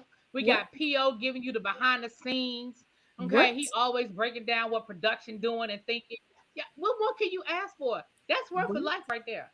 That That's worth a part. life right there. Tyrone always breaking down. He giving y'all his commentary, breaking down frame by frame. That's a lot of time right there. That's a lot of time. That's free. That's right there. Free 99. Free 99. And just to let you know, my membership program, if you are interested in joining, there are 4 tiers. You can go to my channel. If you are a member, by the end of the month, I am sending out free merch to you guys in May. But you have to be a member of my channel by the end of this month. And yeah, I'm excited to have you guys here. And if you are new here, shout out to you guys. Make sure you subscribe, click that notification bell. All right, guys. And real quick, I yeah. just want to shout out to myself for being out of contract with the Packer people and OWN and everybody else. Can I get it? Is that why you say you're trying to Contract burn over. it down tonight? Yeah, my contract is done. Oh shoot, that's why you off the chain tonight. Right. No contract. Oh my God. Look, Randall said, here he go. Hey, don't be hating on me, bro. Just because you under contract and under muzzle. Right, yeah, because I think Randall has at least what, like 4 or 5 more months? Yeah, no, it's gonna be a minute, bro. Because I think his contract ends the last date. Well, so whenever their reunion was, when it's that time next year, that's when his contract is over. Right. So sorry, brother. Well, me and Tyrone, we've been out of our contract. Yeah, and Jeffrey, got a long way to go. Sorry. Oh my gosh. Yeah. Listen, Yeah. the way that they be telling all the business under contract, I mean, I hate to see Honey, what they're gonna say when they. Good Lord, they telling everything. honey, if we would have done, I don't know if y'all remember, but I remember when we were on the show and I made a post about the episode that I just showed, and it wasn't even anything broad. I just was like, "Thank you, everyone. You know, I appreciate it." Like I was just kind of commenting on it. Literally, it was like 11:30 at night. They were like, "Take that down, take that down right now." I was like, "Oh shoot!" Like they were on us on our season. They would not let us post or do anything. And you know the whole They contract. tried it. They tried it with me. They Yeah. couldn't do it. I was too powerful. Oh, Randall says his contract November. ends in November. Yeah, it's gonna be a long November, bruh. Yeah. Still got what? 2 more seasons, right? Yeah. Yep. Mm, So you just gotta deal. You gotta eat that shit, bro. Sorry, man. Sorry. Sorry. He said, "I haven't said much of anything." You never really do, Randall. I was saying, You Brandon never really really. hasn't say anything. He really hasn't. He doesn't. He don't say much. He be like, "I'm just trying to stay low key." He like, "I am not trying to be in the line of fire. I'm just gonna keep it." Yeah. I would just keep to myself. I don't want no problems. I'm good. They not even talking about me no more. I'm straight. I'm gonna post my videos, my workout videos. I'm gonna travel and things. I'm gonna go follow. Yeah. Oh, he said that was why. He said that's why, because he's still under contract. Oh, okay. Makes sense. Right, that makes sense. I remember he was on one of the panels not too long ago, and people were messaging me inside my DMs. They were like, "Don't ever have Randall on there again. He brought nothing." Like, they were like, "Randall was why on the panel? Why?" I had so many DMs. There's a reason, people. There's a reason. Yeah. Oh God. Hey, Tyrone be trying to set him up. he need to take that rest because he was getting it. Mm-hmm. I thought I was trying to, pitch him some softballs, but he just kept getting caught up. Sorry, brother. Hey, yeah. Yeah. He was covering well. He'll be good. Yeah. All right, guys. Are we done with Corvea and Lyndon and Demario in her shoes? Yeah. Hopefully, Corvea, you watch yourself on these shows, these episodes, and you learned something. Yeah, I'm I sure. don't think she's a bad person. And actually, Corvea was one of my picks that I said that would go to the end. So I was rooting for her big time. So I'm not beating you up, but I'm just telling you, you gotta do some soul searching. Yeah. Yeah, that was some of the growth I was talking about, because it was even to a point where a lot of the men actually understood her a lot more this time. So even some of the men were showing some growth by actually listening and digging deeper and trying to get a better understanding from her perspective. So Yeah. Randall says she dope in person. That's what's up. Yeah, I'm sure, because honey, Corvea was wearing that dress, honey, and had that little thigh out, honey. Them guys was like, tattoo? yeah, honey. I was like, okay, core. All right, guys, we go move forward. It's 470. Just to let you know, it's 470 of you guys watching now. Only 208. Sorry, I was trying to kill a bug. Only 208 thumbs up. Before we move forward, definitely, y'all, click that thumbs up. I'm so sorry. I'm trying to kill a bug. Sorry. All right, guys. Moving forward. Next scene, and we're gonna be on this scene for a while. Next, we discuss the connections with Lyndon, Tony, and Morgan. Child. And just to let you know, and this isn't on the what do you call it? The video that I'm going to shoot, but he does mention that he is in a relationship now. So just to let you know, so we can also discuss that as well. Here we go. 23:55.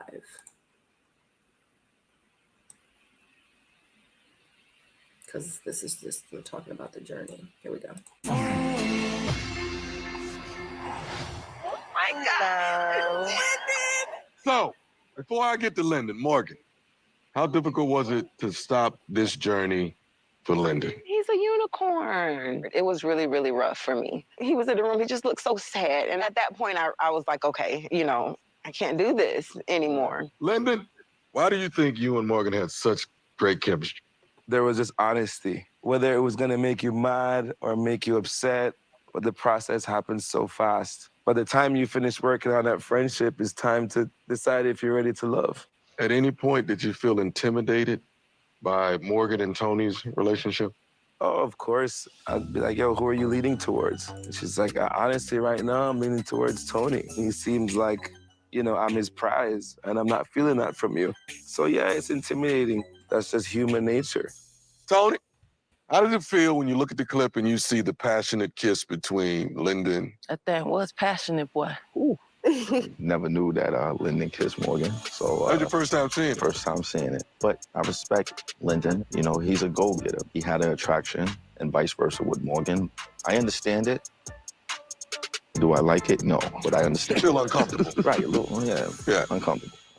Marcia, why did you reject the kiss from my man Lyndon? I was like, what the hell is happening? Because Lyndon don't open up easily. Right. So I felt like I shut him down, but I liked him. But I was like, I love Lyndon. I'm so sorry. I love you too. Lyndon being Lyndon came back and was like, yeah, I think I misjudged it. Marcia, did I ever tell you that Lyndon tried to kiss me? Yeah, and I defended him. I'm like, Cordea, don't say that. And what it was did I say exactly? Because I don't remember that moment. He tried to kiss you too? Okay. It might have been when we had that date, our moment when we left. Maybe, I don't know. But I don't want whatever Jeffrey told you, whoever. Yeah. I don't want to come across like that person that was just yapping about you, because I wasn't. I appreciate that. Just because my name was thrown up there real quick. We were all there in deliberations. It's not just what Jeffrey But you said. went back You and told me definitely said that, right? I think it's still messy, but that's But my it's opinion. All right. So that was Lyndon's journey. And of course, Tony and Morgan was involved. And then the Corvea said, but we're talking about Lyndon. And I know a few of you are asking about Blue's journey. Blue's journey doesn't start until after this scene. I put it in the comment section, but his is, we're going to start at the 32-minute mark. And then we're going to discuss Blue with his connections and Blue's clues, and then the cat, and then the monkey, and then, yeah, everything else. So, but we're going to talk about Lyndon right now and pretty much his journey. It wasn't really much because until we get to Morgan and Tony and Lyndon, I feel like it was. We did miss the part where Corvea lied on Morgan. I mean, lied on Lyndon and said he tried to kiss her. Was it a lie? Because I feel like it. Well, they went back though and they played the episode, right? And Lyndon said he never tried to kiss her. And then she started to say, I mean, maybe I forgot or whatever. I don't know. Oh, yeah. But come on, man. If somebody tried to kiss you, you know, because you'd be like, you know what I mean? Get your face up out. You know what I mean? I know I would definitely know. Yeah, exactly. So how many people trying to kiss you? Is it everybody out there in the world that you forgot just that one man or no? I mean, you know, sometimes you forget. I mean, it was like, I feel like in there, you know. Yeah. But I mean, again, you know, they could have edited that to discredit her and make her look like a lie. They did that crap with me. So there's that part. You know what I mean? You never can tell. But based off of what I saw, it made her look like she lied on Lyndon, and you know, it is what it is. Yeah, she said Lyndon was a player. He tried to kiss me. Oh shoot, I never put my screenshots up there. Dang. Yeah. No, it's all good. Message received. Yeah. Did y'all have because it was really Lyndon, man, you said, see, this is what one of the things I did. I mean, I appreciate Lyndon for his honesty. I will say that. Yeah. But in a process like this, you can't let another grown man intimidate you while you on your own journey, right? And like for me, that's kind of like, so you took a back seat to this man. You understand what I'm saying? And he was just like kind of uncertain, unsure. And that's probably one of the things that um, Morgan saw about him. You understand what I'm saying? You got to come out there, if you're going to be on this joint, you better come out swinging or you going to just be, rolled over. Like, I don't know. Yeah, I thought this was Lyndon's best episode. I Which really one? liked it. With the reunion? Yeah, the reunion, like Oh, yeah. for real, because he was calm, and I know he was that way the whole time, but the fact that his laid back style of dating was just irking me, to a point where like I even called it lazy, and it seemed like, I've been peeping his body language a little bit, and it seemed like he was in the position on that stage, to be supportive for a friend. That's what I got from it. Y'all got to understand, like when y'all see people like laid up with their arms around each other, holding hands, it may not mean, what y'all may think it means, because at the reunion, we're pretty much exhausted, with family, at this point. And some of the people like truly almost become, your sister. So I've done that a lot when I'm in the room and I know that, one of my women friends has issues with another guy, I'll let her know that I'm there. It's a real simple, easy thing to do, right? So yeah, that don't like I didn't really think, a lot of that. I just feel like they care about each other, and that's okay. That's to be expected. Yeah, one thing about Lyndon, he's gonna cross his leg, he's gonna sit back, drink his coffee, and chill. That part. I mean, like I said, the guy, like that was one of my favorite people on there. You know what I mean? To go and make it. I just felt like, bro, you gotta be a little bit more aggressive out here in these streets. And he wasn't doing that.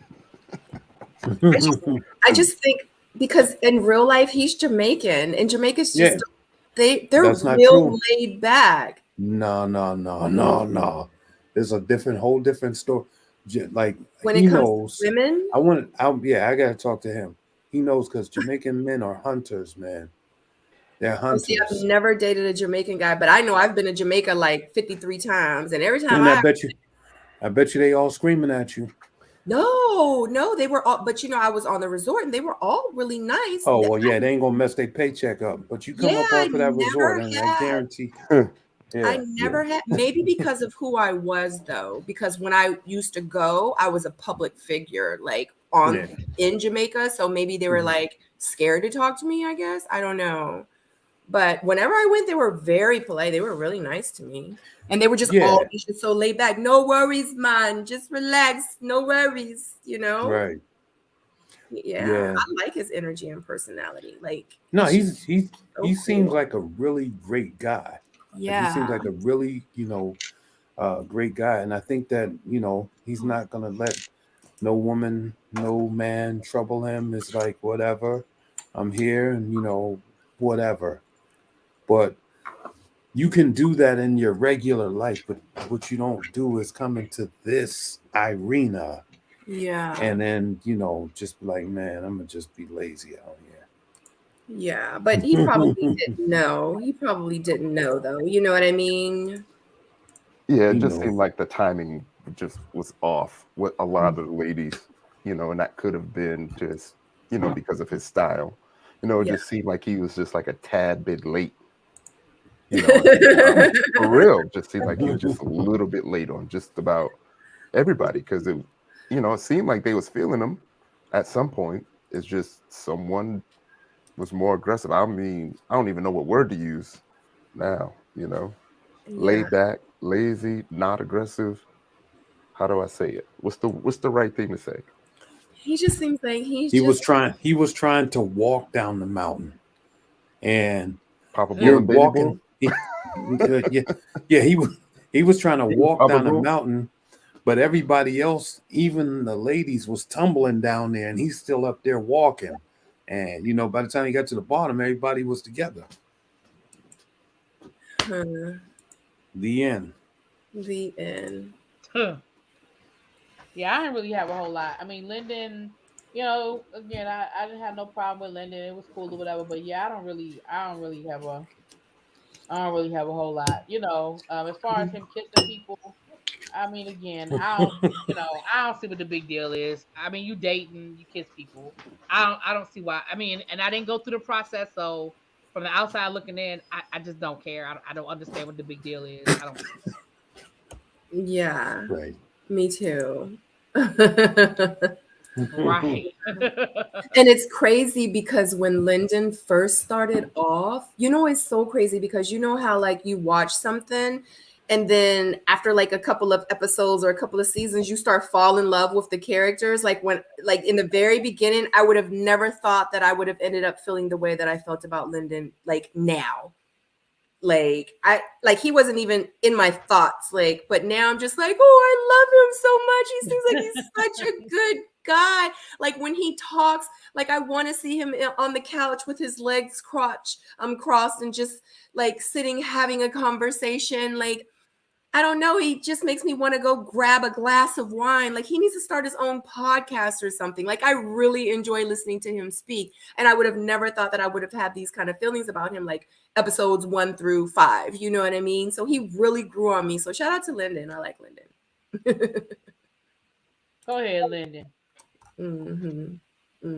He's supposed to be, and I need to holler back at him because he's supposed to be on the missing link this week, but he hasn't contacted me back yet. So I need to contact him back. But he will be on the missing link. If it's not going to be this week, we're going to definitely try to make it next week because I have a full schedule and we need to work our schedules out. So yeah. And it was supposed to be either tomorrow or Thursday. And I talked to Blake, you guys, and I don't think he's going to be able to come on Friday, but he's definitely going to be back on with us. So he's going to be back on the channel, but just not on Friday. Because I talked to him the other day. He was like, I don't think so. But anyway, we'll make it happen. Because I definitely want to talk to him about, I kind of want to have him on the missing link, but we talk about relationships with men and women, and of course Tyrone is my co-host because the missing link, or I mean not missing link, I'm sorry, the single soulmates is getting ready to start in a couple of weeks, not this Friday, but it's going to start next week. So we have about a week and a half before single soulmate starts. So plug Single Soulmates will be starting, and I hope Tyrone can join me this season again for Single Soulmates. I do want to say it again, really, B. No, I was just laughing. I didn't say nothing. Oh yeah. So I'm going to change up the format a little bit. Of course, singles will still have the opportunity to come on and shoot their shot, but I want to, start having people on like we started last season, but it was kind of up in the air, but you guys seem to really like it, where we're going to be talking about all different types of different subjects with relationships, and we're going to have different people on and pretty much coming on and giving their perspectives and stuff like that. So, and the conversations that I have in my head and what I want to talk about, it's going to be live, off the chain. And if you guys are interested, and I'm going to say this now, this is a plug. If you guys are interested in us discussing any topics, specific topics in dating, men and women, shoot over into my DMs and let me know. If you guys, or put down in the comment section if you're watching the replay, and even in the chat right now, and what conversations you would like to watch and to hear about and for us to discuss on Single Soulmates coming soon. Whew. Now, anybody have anything else about Lyndon? Nope. Nah. Yeah. All right. Well, we're going to end with Zora B saying that Lyndon was unbothered. Ain't lying. Right. All right. So next we are going to be discussing Blue's clues, his journey and his connections, and his cat and his monkey. Yes. So 3216. Here we go. 3216. We're gonna start at, oh, wait a minute. 32. We're gonna start at 3210. So 5 seconds. Oh shoot. Oh, y'all can't hear it because I gotta take this off. Oh, because I can't have the pictures and the video. I have to switch between both. So I have to take the pictures off and then I have to add the video. So let me do this real quick. All right, here we go.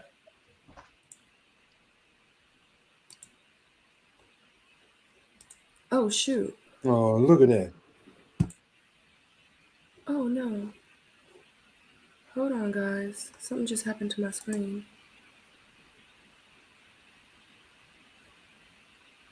Oh, okay. I'm tripping. Sorry, technical difficulties. I'm so sorry. All right, here we go. Golly, I'm tripping.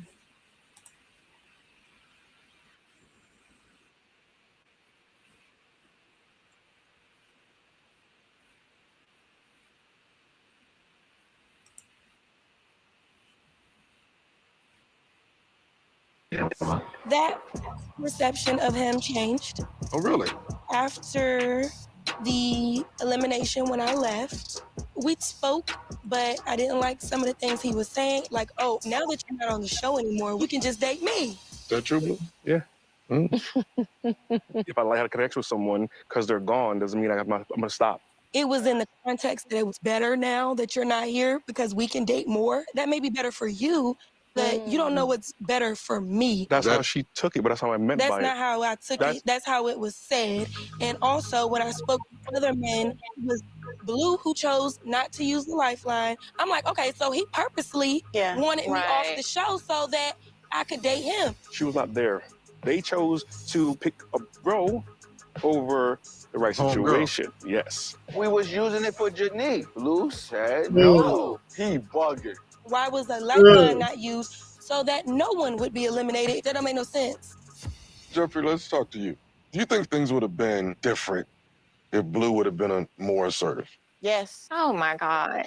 He's gonna make this amazing house. Like, he's such a good guy. He honestly has the whole package. I just like a man that's gonna run out on the battlefield for me. Stand up. Yeah, no, come get me. Yeah. So, Blue, has this journey taught you to be a little bit more aggressive? Yes. If I see something, I'm going at it. Let's go. Going for it. I'm going for it. All right. See something, say something. You ain't gotta say nothing to me. All right, everyone. I love it. Just when you thought it couldn't get any more exciting.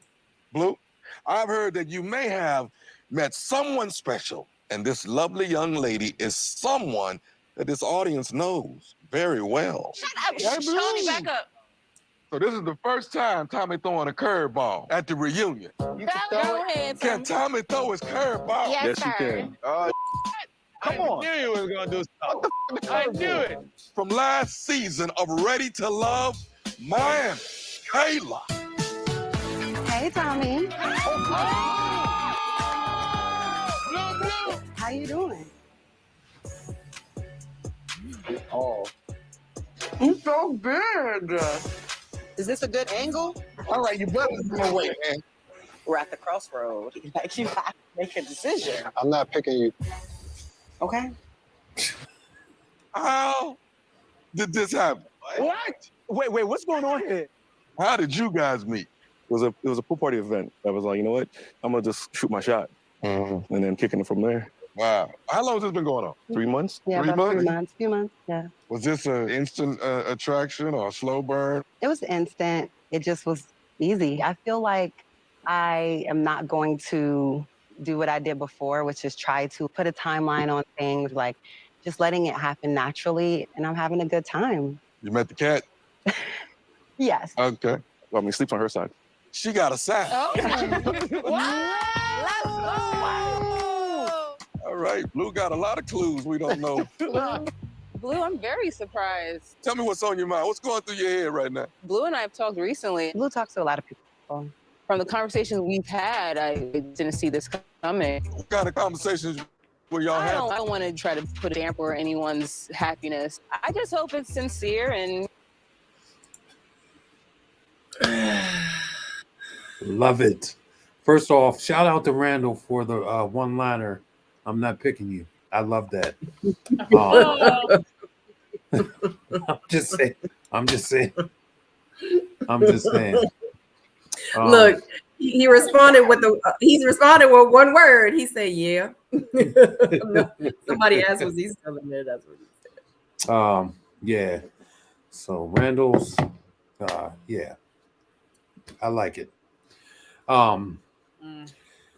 So much. Let's talk about Jonique first off, right? Jonique, it doesn't matter whether Blue saved you or not. It would have just been one more check, which you didn't need that little money. And you know, like I didn't see Jonique's person there. That's based off of what I saw, I didn't see anybody that was that would have been a good match, like energy wise, chemistry wise. It just wasn't there. Jonique is a great woman, great person. I feel like she can do so much better outside of that. Those 10 guys or 8 guys or whatever was there,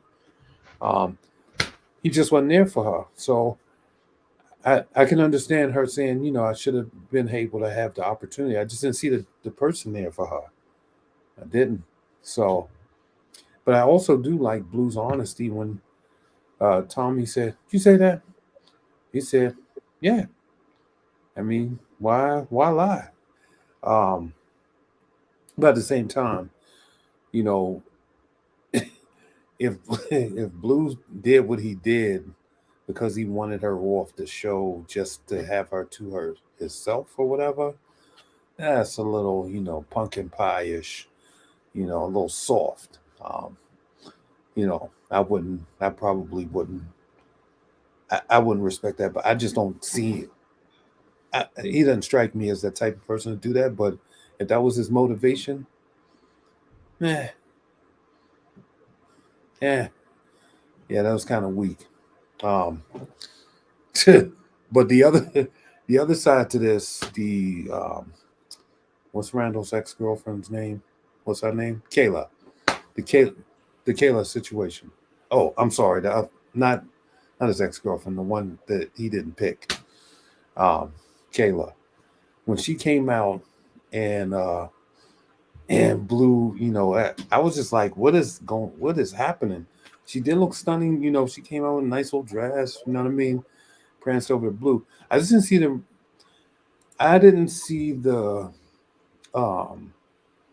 I don't know. I didn't see that coming, and then you had Z sort of throwing shade on the other side. So yeah, there was a lot going on with that. Like, I want people to be in a room, let me just take a quick pause here and say this. I love Ready to Love, the street version, more than the show. I really do. That's like a spinoff. Like, you understand what I'm saying? They need to really capitalize on the facts. So I like to see those two in the room, and I like to hear what they really have to say. Because the way that Z was saying, yeah, you don't want me to release that dragon, do you? And he's like, you know what? 1 second, please. He hit her with the check, please, and then went to go talk to production. That part right there, yeah. So it seems like Blue been blueing out there. I definitely feel like the producers may have helped him out a little bit, because I definitely feel like that conversation with Blue and Jonique was a lot worse than what we saw. I think she could have really flamed him a little bit. It's almost like that situation. Y'all ever been on a range and then they be like, yo, switch your selector lever from safe to semi. Well, Blue went from semi to burst. And this was, he put the sniper rifle away because that wasn't working. Y'all told the man to be aggressive, and he was just shooting a shot everywhere. You know what I mean? Yeah. When it comes to the lifeline, the bottom line is the fella should have gave the lifeline up. Period. Give the lifeline up.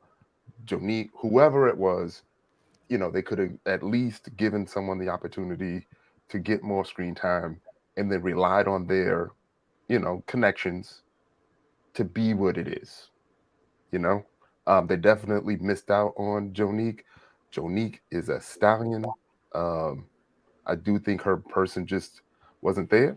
It wasn't. I think she probably, not to put the guys down, but I do believe that she deserved. Okay, let me make sure I'm making this clear. Not to put the guys down, but I believe that she deserved a lot more than those guys seemed like they was willing to give her. When you're on that stage, man, like you're on edge. So I can understand Z saying something because of what Z knows. And it seems like, there's a lot of people that were on stage that actually knew a whole bunch of things, but were trying to figure out how to say it, when to say it, or to just say it at all. You can see like sometimes at the table it's okay or it may backfire, and sometimes it's not. But when you're on that stage, you're on edge. When it comes to Blue and Kayla, I feel like Kayla understands that if your journey on the couch ain't true, then you're gonna get it. You're gonna get it. From her perspective, it I think I might have mentioned this. Like, it could be mutually exclusive. Mutually exclusive. She could really believe that it's true based off of what she knows, based off of what Blue has been telling her. So of course she's gonna be there. She's gonna defend him, and I wish the best for that situation. Challenge question for you. Yeah, go ahead. Do you think that it would have done her any good to be on there for another week, Jonique? Say that again. Do you think it would have done any good for Jonique? Yeah, What good is that? We would have gotten to see a lot more of Jonique. Okay, but with whom? Because none of these folks, that nobody obviously was stepping didn't matter, up. right? No, it That did matter obviously because didn't matter. We only got one couple. Well, I mean, yeah, but it did. But the thing is that nobody was stepping up to take, to come after her. Like You're people right. were just, and so my thing is this here: when you see that, right, and even, I mean, she's attractive, no doubt about it. Like there's nothing wrong with her. I'm not saying that, she wasn't worth anybody's time. But what I'm saying is that people like the person that she would have needed didn't exist on the show. They weren't there.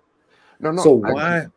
So why would you put, like, my thing would have been this for me, I would have wished to been put out of my misery a long time ago, right?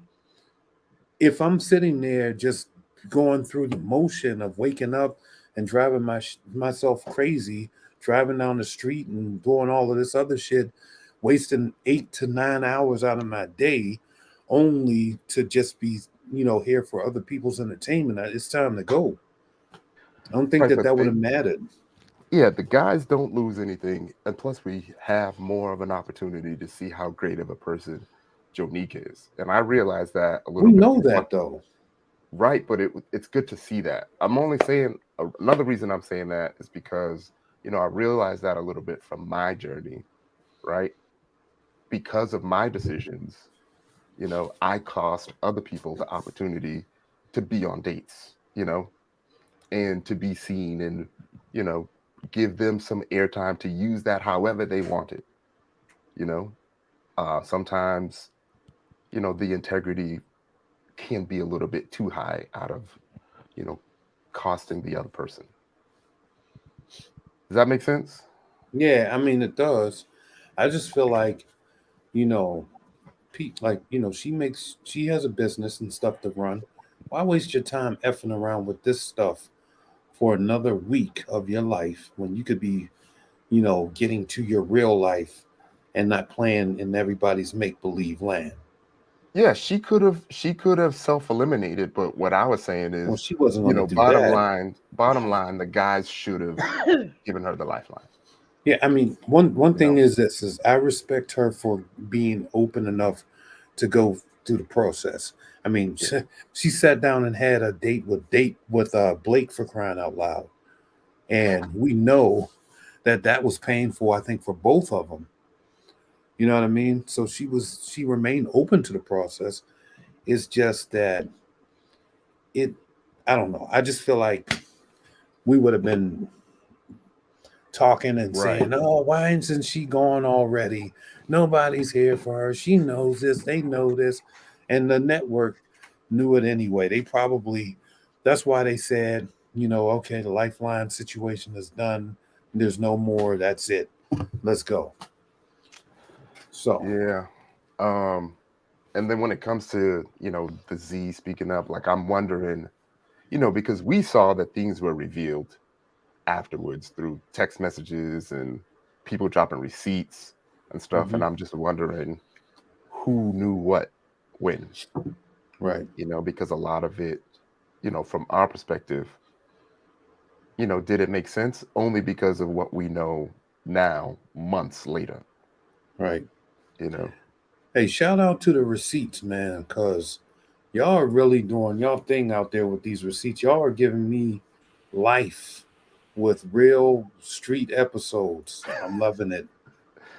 Yeah, like I like the drama. It's just when it gets too messy, you know, I think that's when it, you know, we've reached a limit. Well, you know, But you don't care. Huh? I don't care because, you know, like I said, I had a street version. You know what I mean? I was popping out videos and stuff like that, you know, in the comments going in on people. So, yeah, you know, not so much. I say bring it. Here's what it is. Because you giving yourself a chance to produce. Right. Right. Let me see. See, so this is P.O. said bring it. So. Bring it. Yeah, I love Right. the street version. So these are the things that we know. What, the day after the reunion? Was it the day after, or was it? Yeah, it was the day after, right? Yeah. When all this came out. Yeah. So I agree with Tyrone. I feel like they should have used the Lifeline. I mean, I get it that maybe her guy wasn't there, but if it was there and it was the last week to use it, which I don't know if they knew that or not, but it doesn't matter. If Blue's reason for blocking it was for personal reasons because he was like, well, let me eliminate the competition. If she's off the show, then I got better odds of her dating me. Then that was some real effed up stuff, and that was some real selfish stuff. And yeah, I agree. Maybe her person wasn't there, but one more week might have made the difference. Maybe she would have went on a date with somebody that she really hadn't had a lot of time to spend, and maybe something would have clicked. Like we don't know. And if her reason for doing it was selfish, then I think that's messed up. I feel like this here. I feel like if, you know, here's what we have to realize this, right? Just that this process situation, when it ends, if you think your person is there, shoot your shot, right? When it's over, shoot your shot. Else, live your life. What happened in Jonique's case? She realized her present person wasn't there, and I think she has a boyfriend or she's dating now or whatever. So she's doing what she want to do. And realistically, if somebody is not there for you, why would you put all of these other people in the way of keeping you away from the person that can find you while you're wasting time doing this? But I just think the point is he purposely didn't use it to block her from No, I staying on get the it. show. So he could I mean We don't know that this is true, that's though. just my issue. Well, yeah, we don't all know the if this guys is said true. it. Yeah, Yeah, he most of them said said. No, yes. understood. But we don't understand his motivation. Is what I'm saying. Like he might have said, yeah, you know what? Nah, I want to save this. I'm not doing it for her. I don't want this. You know, I don't want her. Whatever. Who knows? But we can't question the fact that his motivation was, oh, I want to get her off so I could get But to you her. got to look at the facts. But we do know he didn't try to keep her on, and he could have. If Yeah, he wanted her off when the show, he could have dated her on the show. right, the guy said we all wanted to save Jonique. They said that Blue said no, but because it has to be unanimous. So Right. she got voted off. But then he sat on the couch and said that he contacted her and said, now we can date. Yeah, there's that part. You see what I But mean? So there's that part. regardless, But here, it's the facts that makes it. Understood. Yeah. But the ultimate outcome still remains the same. Even if Blue gives her another shot to live another day, right? She still doesn't have her. None of those dudes were her person. It wasn't Blake. No, It yeah. wasn't Mark Anthony. It wasn't Anthony. It wasn't Tony. Yeah. It wasn't Lyndon. They were not there. Mhm. So just why F around with it? Yeah. You know? I'm not saying, like I said, shout out to Jonique. Jonique is I think that she's a diamond.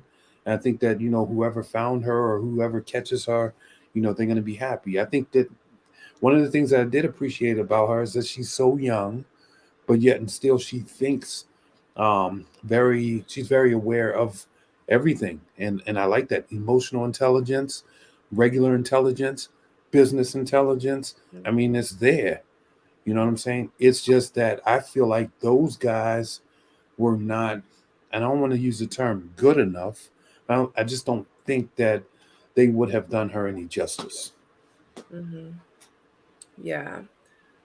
So shout out to Jonique, and just to let you guys know that Jonique did come on this channel, my channel, and she was on the missing link. So if you guys want to know more about Jonique, how she started her business, what kind of businesses she owns, because she did say she made $1 million by the time she was 28 years old, I think.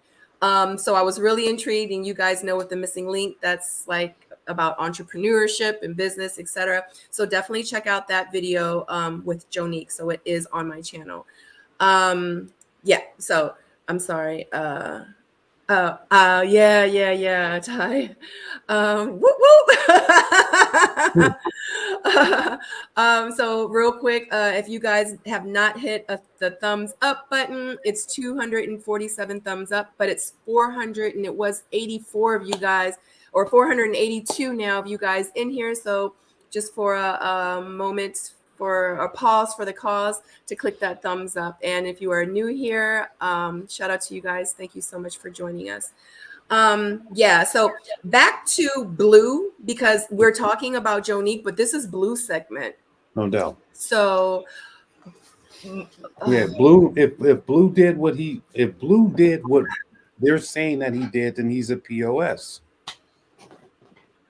I mean, I wasn't going there, but if that's true, I don't know if he is or not. I don't know. I don't know if it was true or false. Anybody that would do something like that is a POS. If they, you know, if you know, it happened a different way, then, you know, hey, it is what it is. I don't know the guy. I can't, you know, I can't judge what his, you know, character was, or how he was in the room, and what he advocated for, or what his deep down thoughts was in his head. But if somebody did that, and I knew that they did that, I would say, you know, my man, you a POS for that one, bro. Come on. Right. And do better. I mentioned that, you know, that the tension is high. It seemed like she caught herself right away. And there was more that actually happened to come out. It just, everybody just didn't, you know, say everything. You know, some folks knew some things and still kept it to themselves. So she could have, you know, But, you know, for that to not be true, then multiple people have to be lying. And what are they to gain by lying on Blue. So, P.O. brought it up. We're going to talk about it real quick.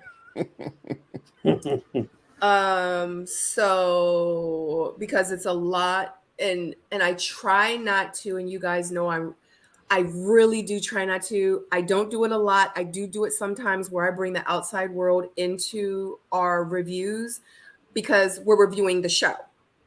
And I try to stick with the format of us just discussing what we saw on the screen. But sometimes it'd be a whole lot of stuff going on outside of the show that's relevant to the show because, there is a situation, and I haven't discussed it and I haven't talked about it because one thing about me is, unless I know for fact,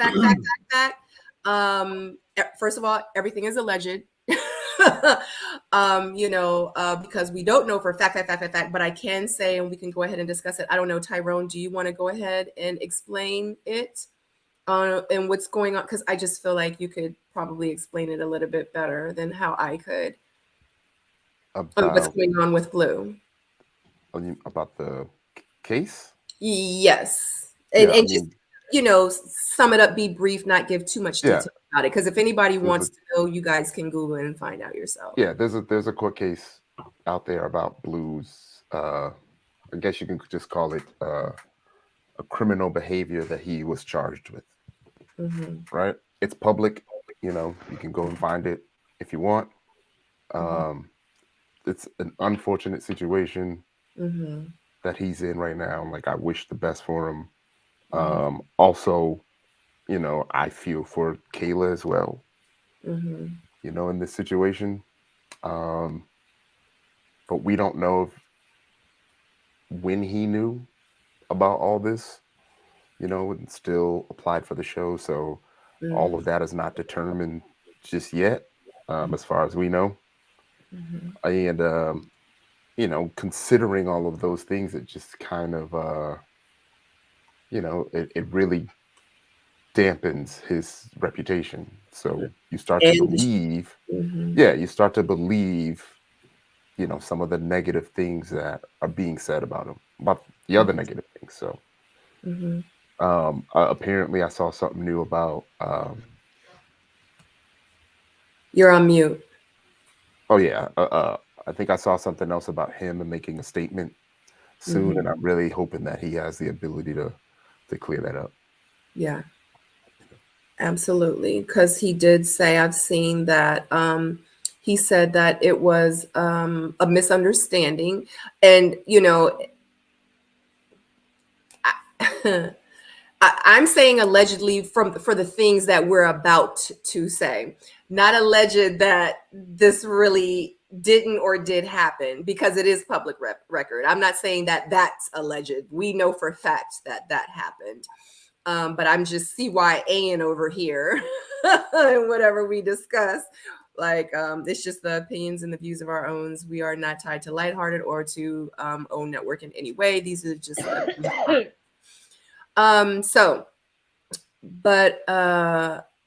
thank you. So I just don't know, because I know a lot of people, I've also been seeing too, because people have been saying that it's kind of bringing the credibility of the showdown too, because everyone's like, I thought you guys did background checks. I did, you know what I mean? So they do. So I need everyone to understand that this situation with him just happened, on the 10th? So they filmed the reunion in December, which means that regardless if he knew what he was going through or if he didn't know, or whatever the case may have been, when he got on the show, they didn't know anything. I'm assuming allegedly that they didn't know what was going on with him. You know what I mean? Like, it wasn't on his record. So I just need y'all to understand, like, because a lot of y'all are like, dang, like, y'all got criminal, you know what I mean? So, and I'm not taking up for them. I just know that we do, and I can personally speak, like, we go through an extensive process. Like, it's like background check, psych eval, questions. I mean, it's an extensive, long process that we have to go through to be on the show. It's not like you turn in your application. They're like, oh yeah, you'll be perfect for it. You know what I mean? And yeah, send us your ID and like, you know, you're on the show. It's not like that at all. So yeah, but I just wanted to put that out there as well too. And yeah, so I don't know where he is now. I don't know if he has been convicted. I mean, I just don't know, but yeah. Well, I'll say Well, I this thought, too. okay, so I knew that was out there, but I thought you were going to talk about the other stuff um, that allegedly what Right. what Z had in the chamber was that Blue asked her to fake a relationship 2 weeks before he popped up with Kayla. That's Oh, what That was the screen. That was the screenshot, right? I was about to say we haven't even gotten to that yet. I that did. not the Oh, my screenshot? bad, my bad. I ain't mean to jump ahead. That's why I said that this segment is so long because it's so much to discuss. Hence why I did a whole video. You can check that out, guys, where it says, I think a triangle with Z, Kayla, and Blue. Like Tyrone and PO joined me for that. So it was just something that I just wanted to talk about because I knew it was going to be discussed here, but I just wanted to break that down by itself and kind of talk about it in my, yeah. So, but yes, Z. I was going to say too before we go there, just so that you know, while we're on the subject of criminal records and all of that stuff, before y'all start searching or whatever, you search for me. Yes, I was convicted before. My crime was stealing hearts of other people. Oh So, Lord. but okay, continue. I'm sorry.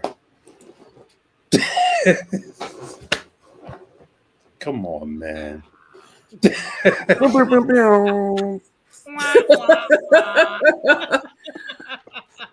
Do we need to drop a bomb on all those hearts that you've stolen? I mean, yeah, you see all them hearts right there? Man, yeah, of course. Yeah, we got to drop a bomb for that one. Y'all ready for this? Got to drop a bomb. Click that like button while we're dropping the bombs. No, we got to drop a real bomb for that one. Ready? Okay. All right. Here we go. All right, I'm done. Yes. Okay. So, oh, God. So Z was like, oh, so that's what he was saying to you? Because last night, that's not what he had told me. I mean, she didn't say that in real life, but that's what I got from it. You know what I'm saying?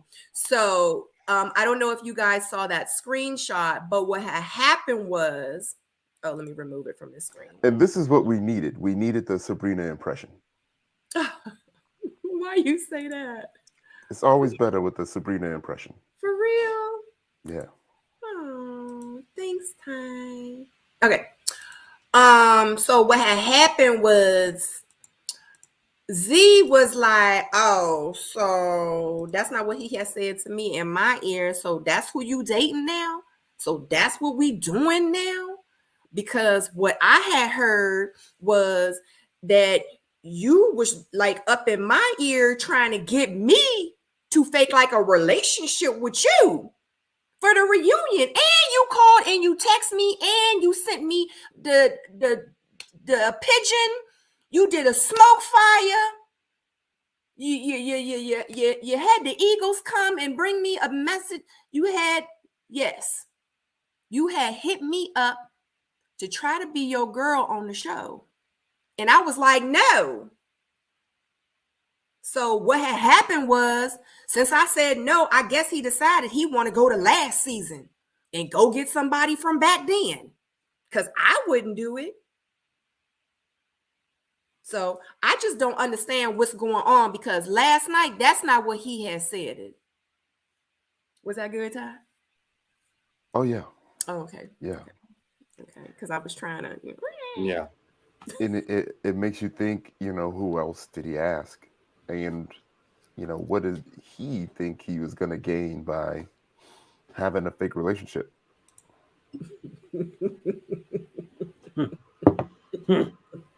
I mean, obviously, you know, you can do some things. Damn, Blue. So I feel like this is all alleged. Like I said, after that whole situation, now everything we talk about, everything is alleged because we don't know. We just talking about, okay? So my thing is I think he felt some type of way that he got voted off the show. I think he felt some type of way about not getting maybe the screen time that he wanted to get. You know, and don't get it twisted. I love Blue, y'all. And just to let you know real quick, if y'all want to, Blue was on the missing link. He was talking about his businesses, okay? So if y'all want with y'all some blues clues, as Tommy said, you can go ahead and check out that missing link video that I interviewed with him. Come back, Paul. That I interviewed with him on the missing link is on my channel as well. So check that video out. But I just feel like he's like, no, we're not going to end it like this. I ain't get the time that I needed to get. Hold on. You know what? I'm about to drop a what, Paul? I'm about to drop a what? You about to drop a bomb. Okay. A bomb. There it is. Oh, that's exactly what happened. So Blue dropped a bomb, and the bomb that he decided he wanted to drop was with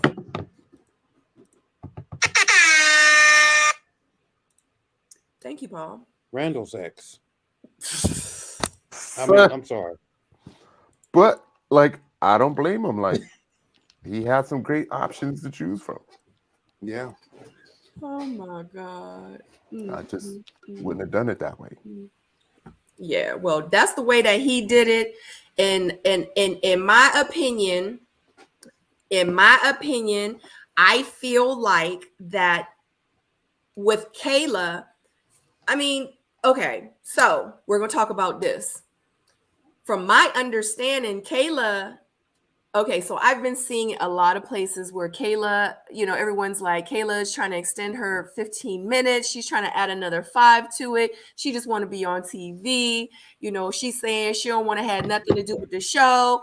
But then some messages or a message got leaked out, and it was a message with the producers and pretty much her saying, like, I'm not trying to be a part of the reunion in any capacity, period.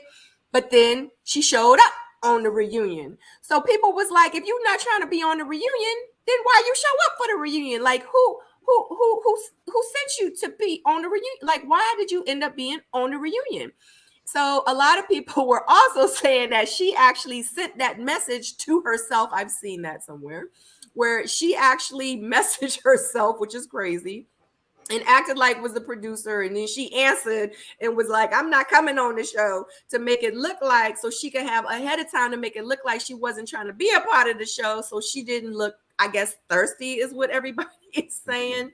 So that's what we dealing with, allegedly. Okay. Damn. So that's where we at. And so it's floating around everywhere about that email or that message that the producer sent to Kayla, and pretty much Kayla saying in that message, I'm not doing the reunion, you know, sorry, but I'm not doing it. But, you know, like everybody's saying, if you didn't want to do it, then why did you do it? So that's true. Well, I mean, listen, unfortunately, you know, whenever you have stuff happening in that close proximity of time, you got, you know, the Z situation, and then Kayla, you know, situation, and all this aftermath, and even was addressed on the reunion. Because I'm like, well, damn, you know, okay, Z, you want to put a little bit of something out there. And then she was very matter of fact when she said, now you know damn well Kayla would be mad if she knew what we just talked about.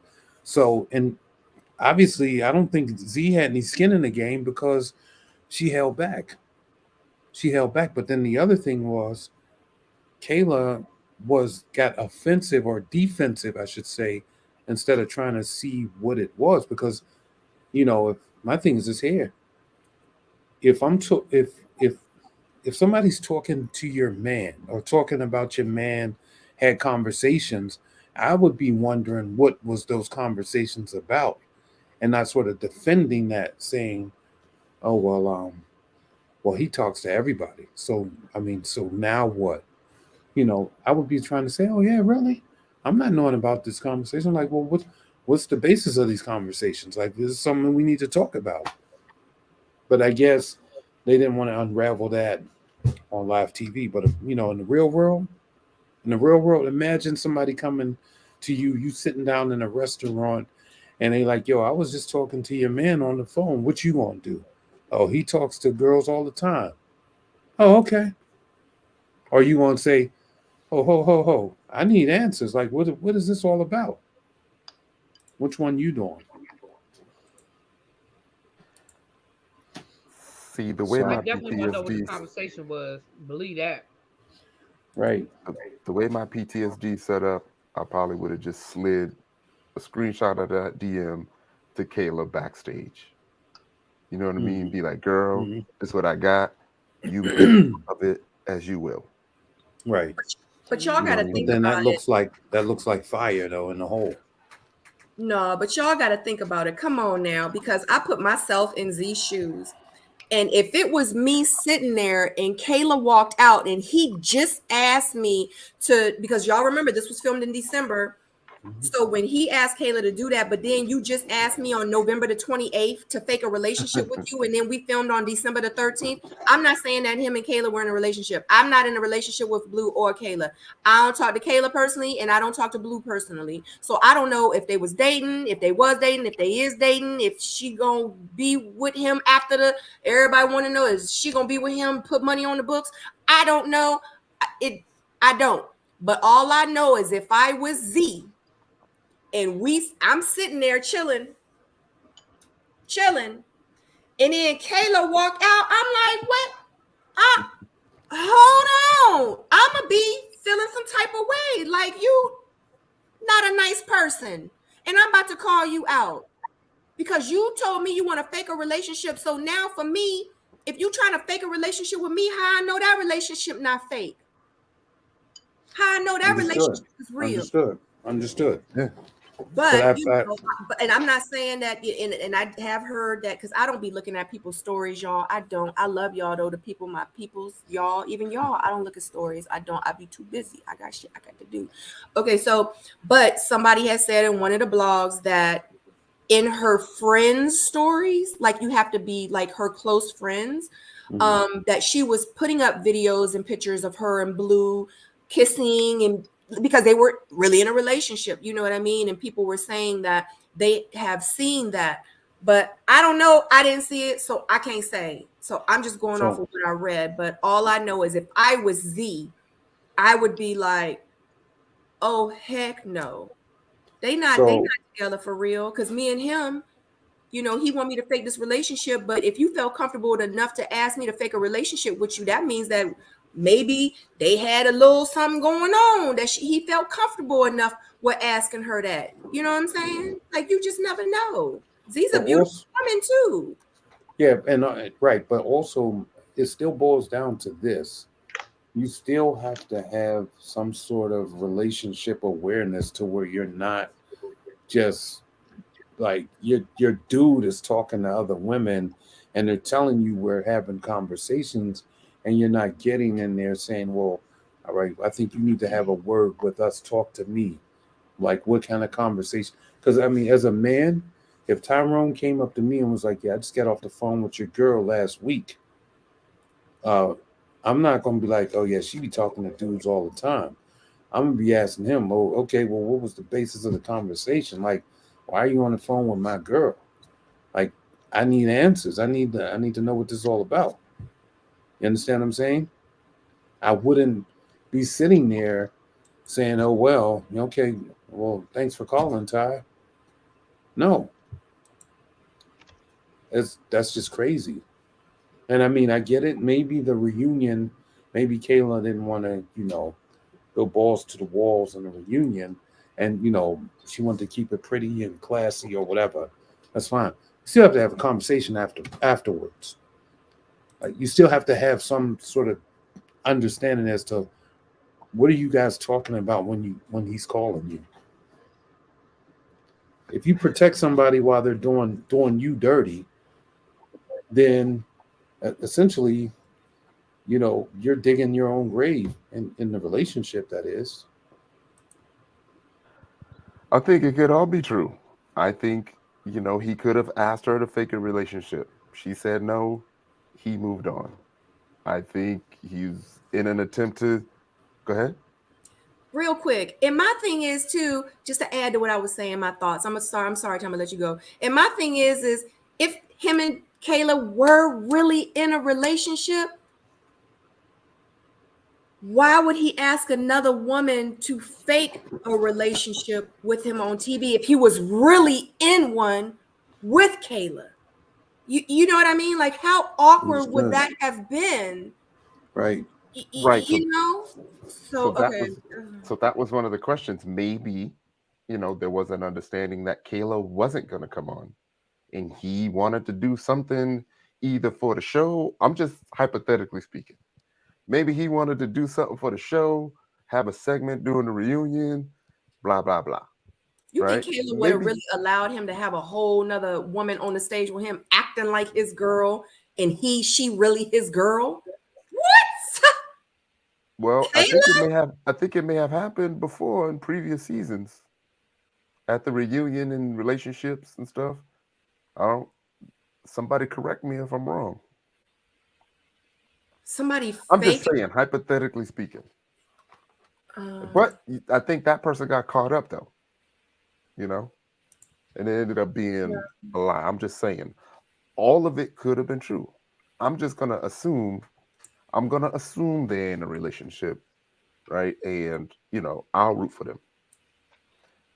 But he probably did ask. And he probably was flirting with a whole bunch of the other castmates. And I would definitely like to see, because I'm okay with a little of the drama, who else is gonna show some receipts. Mm-hmm.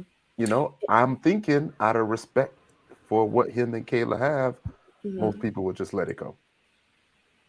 Mm-hmm. And then did y'all catch that they said they were together? And this is where the conflict might come in. They said they were dating for 3 months. They were kind of, dating for 3 months. But then backstage or something, Kayla said that it was just for a month they were dating. But then I think somewhere I saw where she cleared it up, and she said that they had been dealing with each other for 3 months, but they had made it official and was official for a month. So maybe you're right, Tyrone. Maybe it was a situation where him and Kayla were dealing with each other, not exclusive yet. And he knew she wasn't trying to be on the show. You're right, Ty. And then he was like, well, if Kayla ain't going to do it, I'm going to ask Z to do it. And then for real, Blue might have went to Kayla and was like, since you ain't going to be on the show, I asked Z. And Kayla was like, oh, hell no, she ain't going to be there. If I'm going to be on the show. So we go together. We go together now. Right. Which made it official. So how could have played out? You know what I'm saying? That's what I was thinking.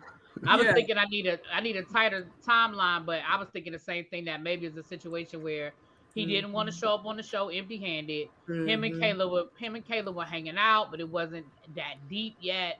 And maybe he talked to Kayla about it or whatever, and she was like, hell no. Yep. Oh. So I wonder though if her and Blue had a conversation with regards to, okay, when it was over, like, so what the fuck was she about? I'm sorry. So what was she about to? What was it that she was talking about back then? You know what I mean? I'm sure that ride home was quiet. Oh yeah. The conversation was had. I'm sure. Because you know they probably had to take separate cars, because I don't think she was waiting there the entire time. You know, he was. Yeah, he probably had his ringer off. He sent this stuff to voicemail and everything. Why not? She was a part of the show. But what I'm saying is, I don't think she was there, 7, 8 in the morning like he probably was. Right. Maybe so. Maybe so. I feel like, why do I feel like we're just getting warmed up? Now. My gosh. We haven't even talked. Okay, so next scene. Yeah, I was gonna say, are we done with the Kayla and the Yeah. So now I'm sorry. I will officially no longer call Kayla Randall's ex. It will be now Blues ex or Blues woman, whatever.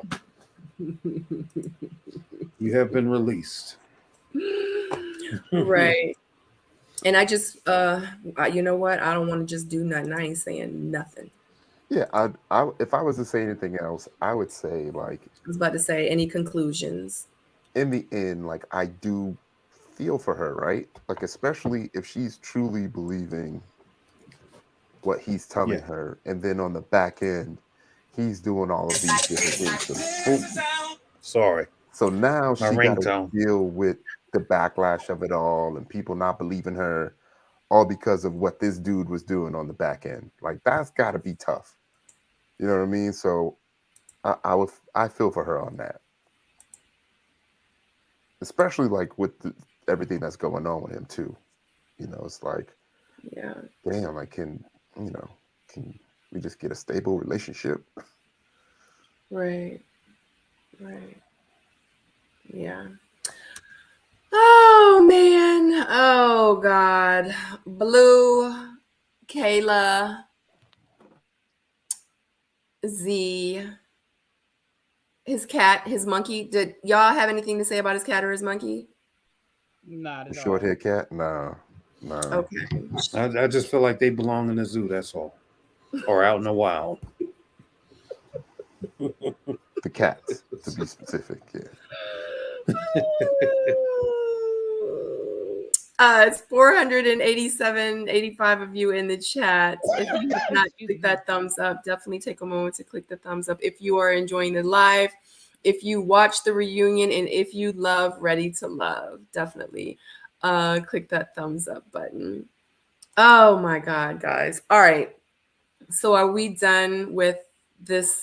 Really, B, do you have any conclusions on them? No, I'm done. Okay. PO, you good?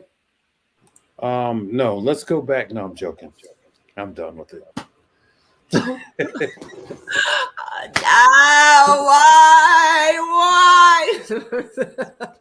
All right. So next we're going to discuss the journey of, oh God, do we have to, guys? Yes, Fabrice, we do. I'm sorry. Yes. Sorry. There's really not a lot to say. He was on one episode. He wanted to have sex with the whole cast, and he was voted off. We really don't need to spend a whole lot of time on Fabrice. Yeah. This was the one person who definitely did not show any growth. And I feel like at a minimum, he could have been like, yes, I still like sex, but I do understand that I may have talked about it too much. Done. He was like, "No, y'all ladies, y'all be doing it probably more than me, man. I ain't trying to hear that." Exactly. Right. And to still call them hypocrites again, still like Right. this is the reason you got voted off. You know what I mean? And you're still fighting it. All right. Yeah.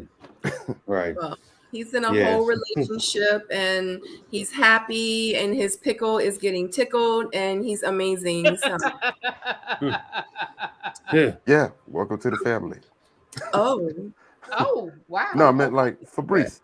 No, I don't mean it like that. Come on, y'all. I'm like, Tyrell, you getting your tickle tickled. I mean, No. Thanks for Definitely sharing. not. Thanks for sharing. oh my gosh, I can't. Okay. That's funny. That's All right, funny. man. Okay, next we're talking about Sue-Ann's, Susu's, Abacus Sue. She got so many names this season. So we're talking about Sue-Ann's journey with Blake and pretty much that they are confirmed, or they have confirmed that they are together, and she has her clothes over at Blake's house. Let's get ready to listen to that. 45:38. Boom.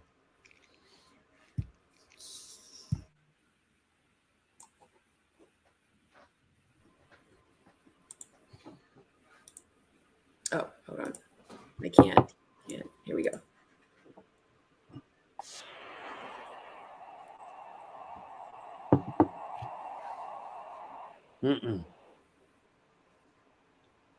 I hear nothing. hit it off right from the beginning on this There we journey? go. We talked a lot in the beginning. When we had those conversations, I think we just aligned in a lot of ways. So when you also had a connection with Anthony. I did. Okay. What was it about his Yeah, dance moves that made you overlook some of his downfalls? He is a good dancer. I do love to dance, but I think to a certain extent, he does play it very safe because you had to go for what you wanted. Quickly. Yeah. Yes. What's going on, man? What's up? How you feel about seeing your missed opportunity? I don't feel like it was a missed opportunity. I could have done a little bit more sooner. But at the end of the day, I feel like she went to the direction where she was supposed to go. Now, Jeffrey is the one that gave you this nickname, Advocate Sue. How do you feel about this nickname? I'm a lawyer. Right. It's fine. You're like, I'll take this on. That's a piece of truth. Okay. Okay. So now that this process is over, what's your status right now? I'm in a relationship with Blake. All right. All right. Oh, I'm happy for Knew this both. was gonna happen. I called it. We ghost together. Is the one Goes together. All right. What do you see it going? It could go all the way. Blake could be my last person.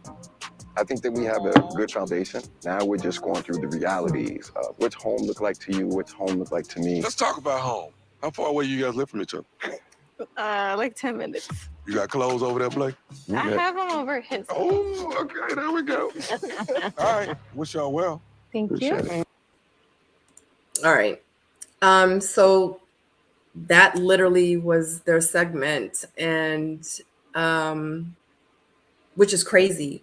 But it's no need for us to relive and rehash the other things, because that's why we have panel reviews after every episode. We've already discussed like Blake's 27 lives, and his journey with Jeffrey and his journey with Jonique and Blake's evolution.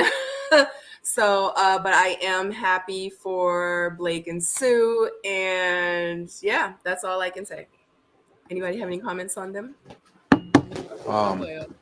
Yeah, I feel like I knew that this was going to happen. Like I said, I called it from the beginning of the show, or since the season started. I think that they're probably they're the most balanced couple that I see out there in terms of matched energy. I think that I think that Blake has kind of the structure to handle somebody like Sue Ann. I just think that if it was anyone else, they would probably steer her in the wrong direction and probably wouldn't communicate to her or with her the way that Blake does. I think that Blake is very good with articulation in terms of his emotional concerns or whatever. So he's probably a great communicator. I wouldn't see anybody else making it with them, with either or on either side. So that's it. Yeah, I mean, I think we've been saying it from the beginning. Like, we didn't see the true sparks fly like, we're accustomed to. But in the end, I think we always said that they're the two that align the most with each other. I think Blake got himself a good one. I think they are, two people that are, truly having grown folks conversations about relationships, and they're doing the right thing. It seems like they're just kind of taking their time and making sure that if they're going to do it, that they do it right. And I'm rooting for them. That's about all I got. Really, B? Yeah, no, I agree. I mean, I agree. We didn't see I don't feel like we saw a lot of sparks, but definitely saw consistency. You know what I mean? And I wish them the best. Hey, you like it, I love it. Yeah. Kenya from Cali says that Ron from Houston, Ready to Love, said Blake and Sue broke up. Oh, come on, Ron. I'm gonna call Ron when we done with this, man. Right. Man, why you spoiling? Somebody said Ron said this, or did Ron say this? They said that Ron said this because he be in the blogs and stuff too, Yeah. like a lot. So yeah, but Dag. I mean, But I also dag. want to give Sue-Ann a special Yeah. shout out because she's out here trying to get justice for Yeah. Shanquella Robinson. So if A she lot did of people. break up with Blake, hopefully it's so she can focus more on getting justice for the family of Shanquella Robinson. There you go. Boom. Yeah. Yeah. Yeah. Hopefully that's not the case, but if that is the case, that the two of them are broken up, I feel like Suzanne is probably a diamond in the rough, or not a diamond in the rough, a good catch, a good quality person. And I feel like Blake, on the other hand, probably will meet his person. I think that from what I saw from him, he's been a decent guy. I didn't see anything that said monster or player or red alert. He's just who he is. So we'll see. Yeah.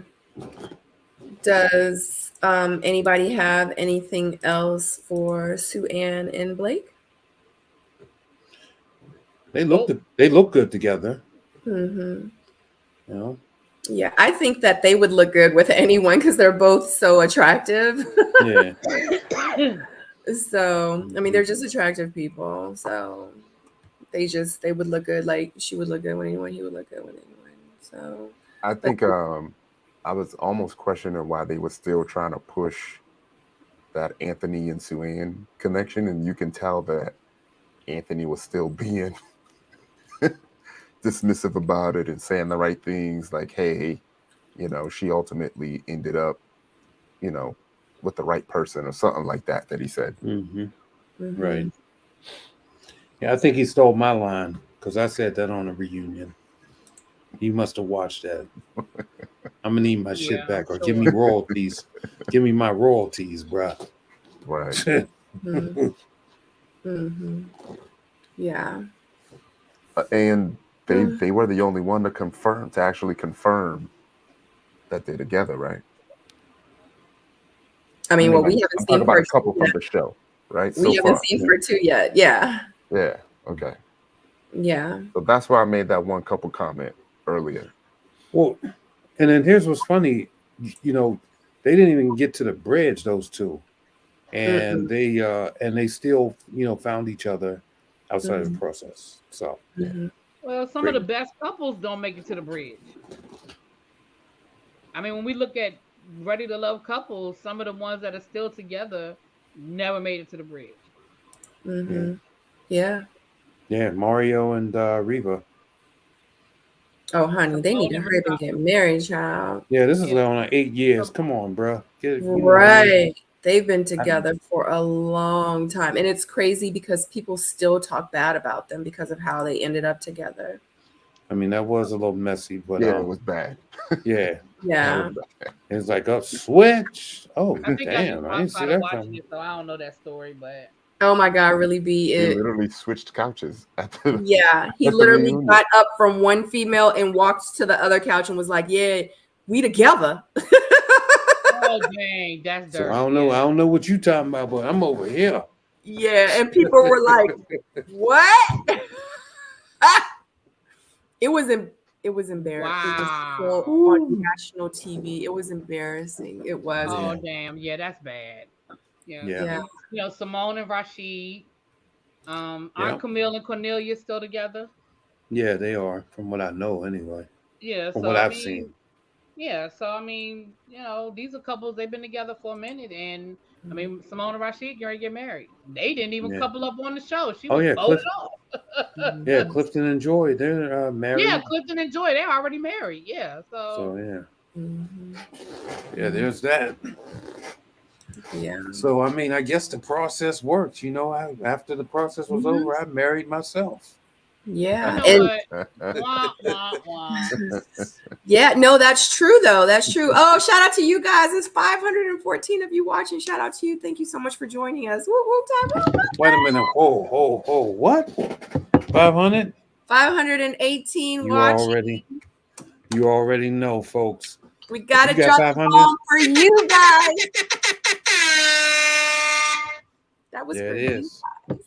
Yeah, Yay, that was 525. Wow, thank Wow. you guys. Make sure you click that like button on your way in and out. And if you don't care and if you like this chick, you can click that dislike button too, because guess what? It still goes towards the algorithm. It shows that you love me. Yeah. So, but I appreciate you guys for being here with us. We are so I'm excited. Wow. So Blake and Sue Ann, I mean, we've talked about their journey all season. So, you know, give them our wishes. We're going to send out well wishes to Sue Ann. Send her a lot of prayers and hope that she gets justice for her case with Shanquilla Robinson. And yeah, and shout out to Blake, the man with 12 lives, 25 lives. Okay. Yeah. Yeah. So are we done with Blake and Sue Yeah. Ann? All right. So next we're gonna discuss, and the last is Morgan, Lyndon, and Tony. We're gonna discuss them, but first we're gonna give a shout out to Congo for giving me the super chat. I watched all 7 episodes. Blake and Clifton, top 2 with respect. To sincere disposition, no games, sow themselves. Absolutely. I love, y'all know I've always been a huge fan of Blake. And I definitely love Clifton and Joy on the show. So absolutely. Yeah. So thank you so much, Congo, for the super chat. I appreciate you. Much love to you. Definitely subscribe. I want you here. All right, guys. So let's go ahead and move forward with Morgan, Tony, and Lyndon's journey. 51. Do we have to talk about this? Yes, but then Dun, after dun, dun. but then after that, it'll be like No. the last. I know. That'll be it. All right. Ooh, this is the one. I mean, I watched this a gazillion times. We can't hear you. We can't hear it. Yeah, because remember, I gotta stop the pictures. Yeah, I know. And then I gotta go back up and click on. Here we go. Yeah. All right, here we go. About both of our beliefs, he seems to be very spiritual. I like that. How do you feel that I have a deeper connection?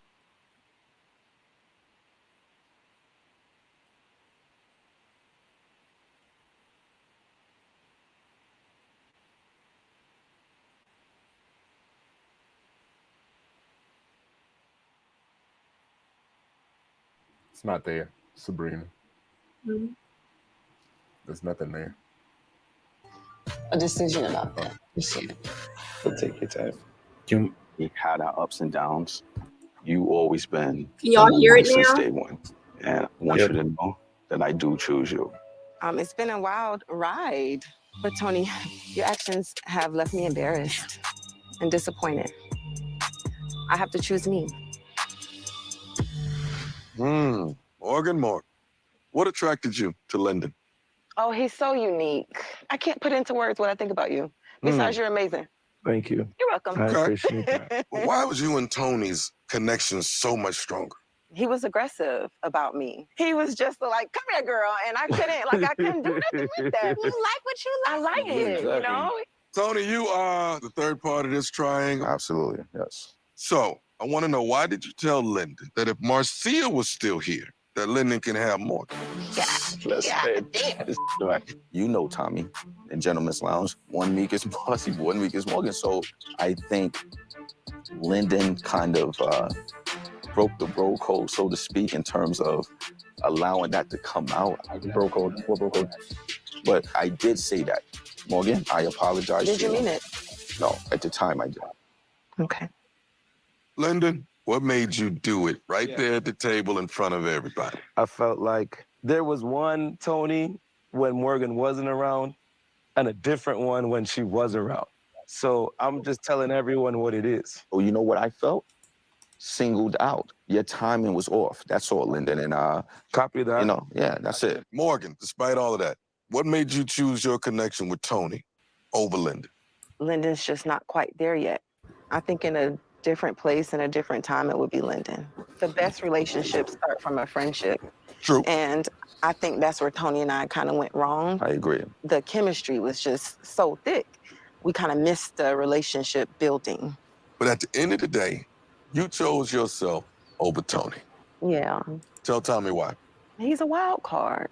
I believe that I walked into this process whole, and I didn't want anyone to take that away from me. Respect that. But my feelings for Tony were 1000% real, which is why I was okay with dating him outside of this process. Well, wait. Y'all kept seeing each other, kept dating. Mm-hmm. What? Explain that to me. It was a weird place to be in. You know, I'm here for you, but you have to show me that you see me and that I'm worth it to you. Morgan voiced her concern. We haven't been out on a date. We haven't done flowers, whatever, you know, but I got so entrenched with the day-to-day of everyday life, work, have 2 kids. But you knew that when you came here. Listen. Oh, it's about to get heated right now. Listen. Oh, ain't no listen. You knew that when you came here. This whole 6-month plan, you want a family, you want to get married was BS. Because if you really, truly wanted that, let me tell you something. A man make time for what he want to make time for. Yes. Amen. You fumbled, you had a diamond in your hand, and you dismissed it because you didn't care enough. Oh. She digging in, Tony. You're not going to come here and disrespect me. I'm not disrespecting you. Just listen for me. No. I'm talking now. He's holding I know he together. is. I had feelings for you, Morgan. I cared about you, Morgan. Whatever you think or assume, it's not accurate. I don't know still to this day. Do I think you cared about me? Guess what? Be quiet. You missed your Hush. blessing. I missed my blessing. Cool. No. Uh-oh. Oh, my God. Oh, boy, I would destroy you if you don't shut your mouth. Uh-oh. Tony. Good luck finding another one. How about that? Okay, Morgan. Good luck finding, because I guess you will never. Okay, what? All right. Is it safe to say we're both just done? It's a toxic attraction, Tommy. All right. Well, okay. First things first. I have to address this one thing. Okay. Why in the hell did Tommy sit there and say and address himself in the third person and say, "Tell Tommy why," like he's Santa Claus? Come on, man. All right. Now that we're done with that part, I thought that was just ridiculous. It kind of, you know, I don't know. Anyway, let's get back to the show. Okay. A couple of things. Let's talk about Lyndon.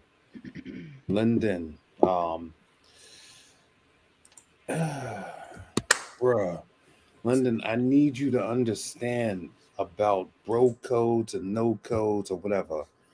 Like, it's not, I understand. I see the cape that he put on to try to save everybody from Tony. But this goes back to what Tommy asked him in the beginning, where he said to him, Lyndon, did you feel, what did he say? Any, not insecurity, but whatever. And Lyndon said, yeah, you know, I felt sort of, you know, like apprehensive or whatever of the Tony situation. So you can't, like, as a man, bro, you have to fight your own battle. I understand you want to play a little rough and a little dirty, but you're trying to you're taking what Tony is saying and trying to expose him. Like, this is not what we do as men. So it's not like really a bro code broken, but it's just like when a man sees that coming from another man, it's very unexpected because that's just not our traits. That's not our behavior. We allow, you know, the world to go around and let it catch up to other people later.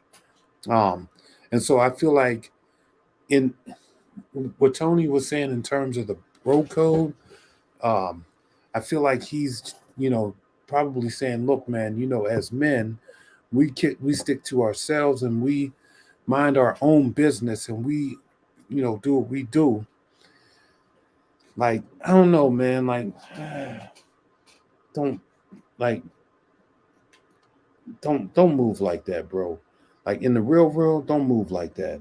You know, sometimes you gotta allow people to deal with their own problems and go through the things, their situations on their own, right?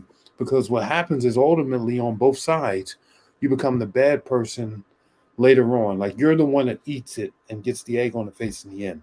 Because like end of the day, Morgan left with Tony, and then Tony don't like you. So there's that. You didn't win. You didn't do anything. You just created an enemy. You understand what I'm saying? So I see where Tony was coming from that perspective. Now, Tony Morgan came out there and said something to Tony, and it was along the lines of, "Shut up, or I will destroy you." And Tony was like, "Oh, okay, all right, I'll be quiet. I'll be quiet." So I want to know, Morgan, what was it that you were going? How were you going to destroy this man? Like this man is bigger than you. You know what I'm saying? He looks like he's taking care of himself and he's in shape. So, what did you have a big blade? Did you have, are you going in ass whoop mode, or did you have something to drop? Like that's what I want to know. What was how were you going to destroy him? In what way? Because he complied.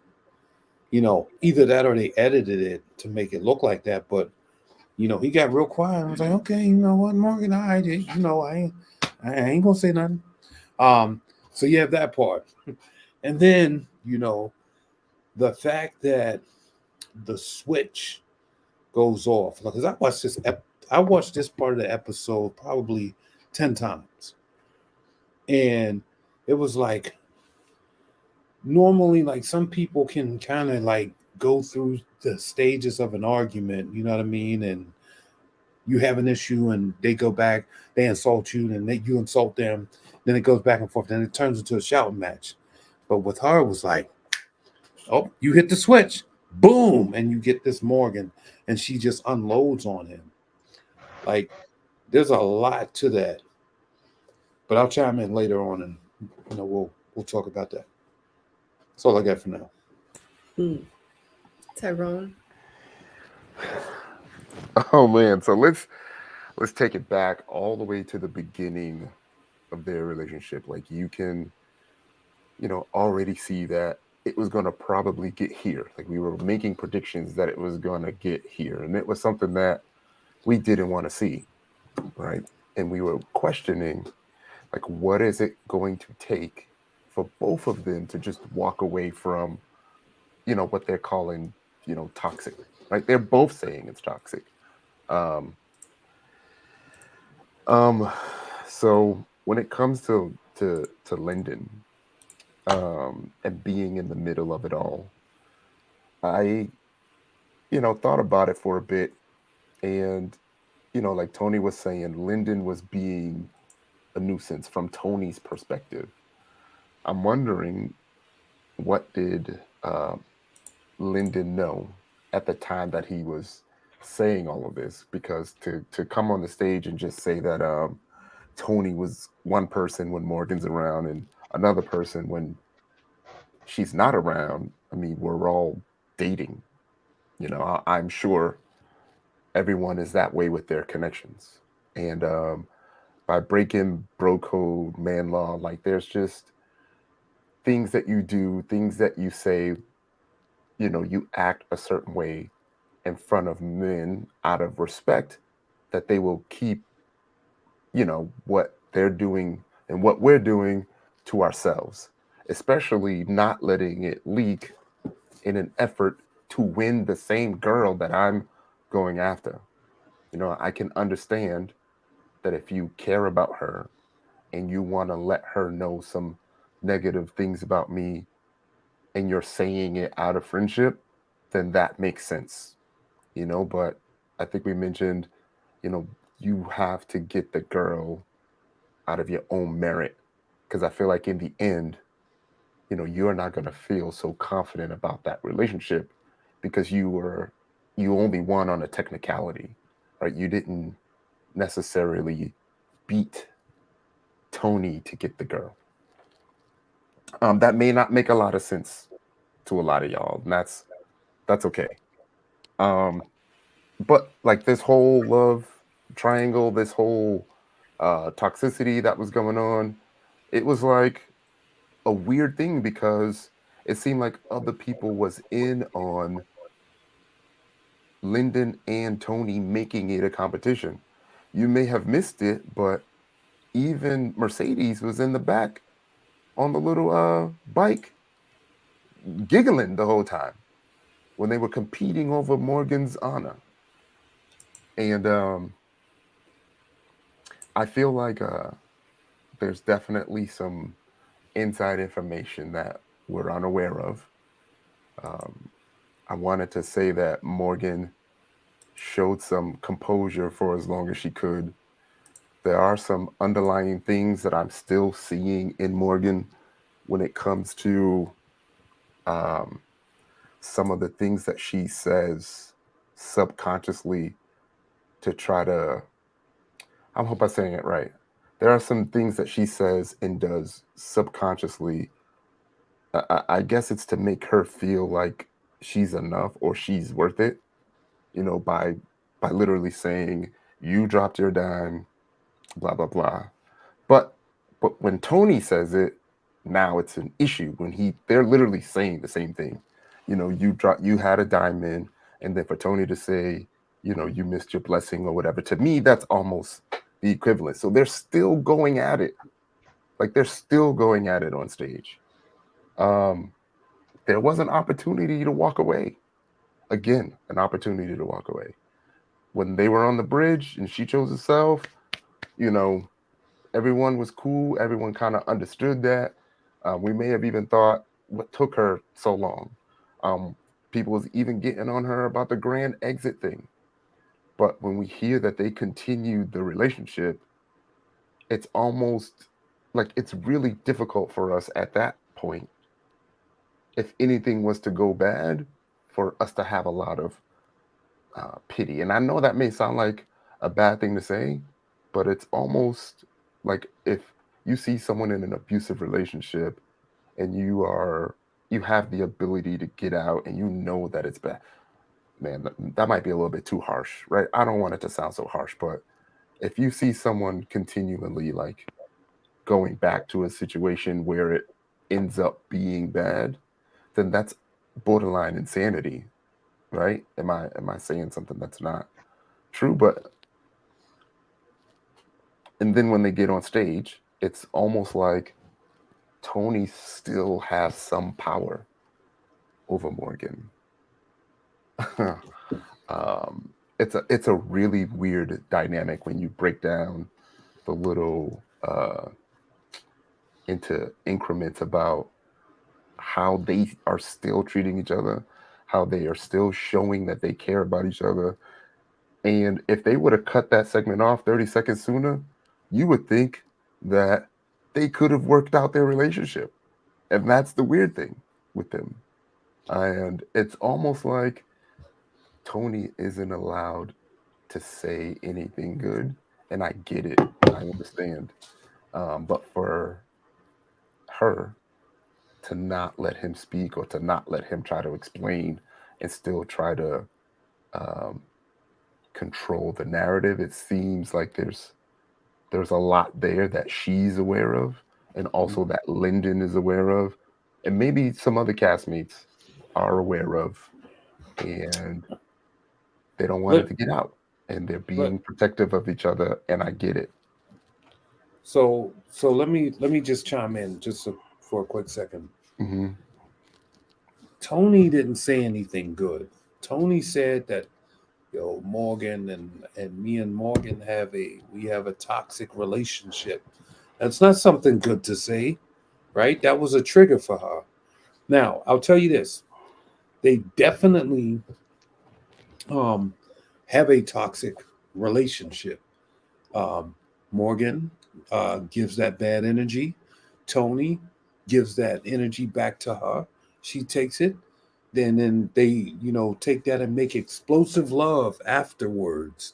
And then they think that they effed everything away. And then all they did was created a relationship where they can align on toxicity, where as long as we're angry and arguing and going back and forth, that builds up the romantic fire. And then we dive right in, boom. And then they and it's a repeat.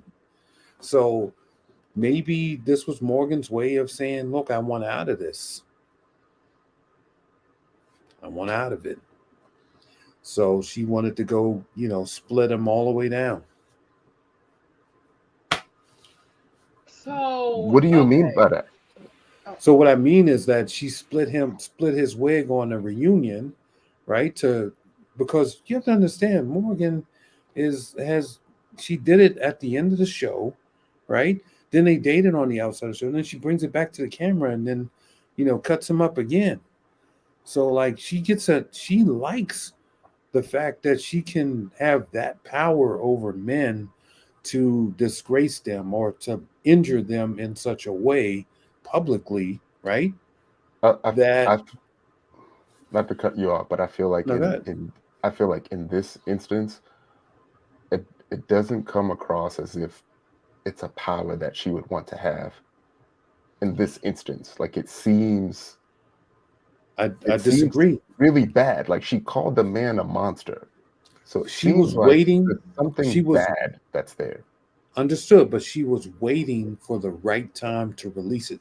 That was going to get released. It just needed to flow, and she needed to bait the conversation in a way that would allow her the opportunity to do that.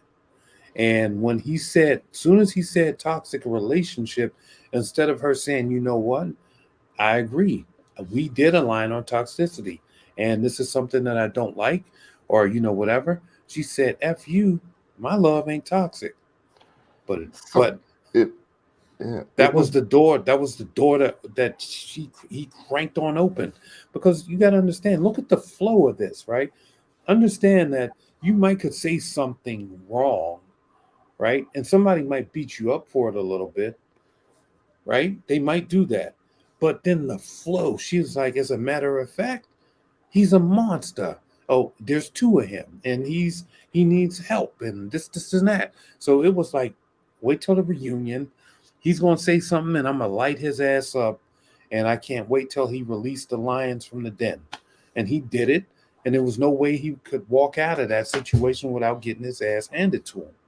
And she likes the public display of degradation. Like she degraded him in that moment. She degraded him at the bridge. She degraded the other guy with the nair in the hair. Like she's taking the pride and joy from these men and killing them with it. Boom. Or as she says, dun dun dun. Really, B? Okay, so my 2 cents on the situation is this. I feel like the situation with, okay, let me start with Morgan, then I'm gonna go back to Lyndon. I think it's all performative for her. I think that Morgan had absolutely no intention of ceasing her relationship with Tony when she said what she said on the bridge. I think she was creating a moment. I think it was performative, and I don't think she meant it. I don't think she meant any of it. Do I think that she was bothered by the fact that he slept with with Natasha? Yeah. Do I think that she was embarrassed and her feelings were hurt about if Marcia was still here, you could have her? Yeah, I believe all of that. But I do not believe that she ever had any intention of not dealing with Tony. I agree with P.O. when he says that she was looking for the moment at the end for her to be like, oh, you're just a monster, because you're triggered by the word that everybody's been using for the last 6 months, which is toxic. And he didn't say toxic relationship. He said we have a toxic attraction, meaning it's toxic on both sides. He was taking accountability on his end too. And from the minute he said that, it was like she went off. And again, I feel like it was performative. Now, with that, that's my opinion. With that being said, the situation with Lyndon, I get it from a guy's perspective. He broke bro code and he did all of that. But from where I'm sitting, I feel like, and it goes back to what we said about Lyndon earlier, about Lyndon just kind of being like real nonchalant, laid back, and kind of just over it. I honestly feel like Lyndon saw things when the cameras run around, when the women run around from Tony that really truly bothered him. I do. Agreed. If you go back to the show, he said it in the show. He said he's not a good person. he's not a good guy. And I don't think that's all about winning. I do think, again, do I think part of it was about the competition? Yes. But I think at a certain point, I don't think it was about the competition anymore. I think it was truly about the fact that he cared about Morgan, and he really, really, truly did not feel like Morgan should have been with Tony.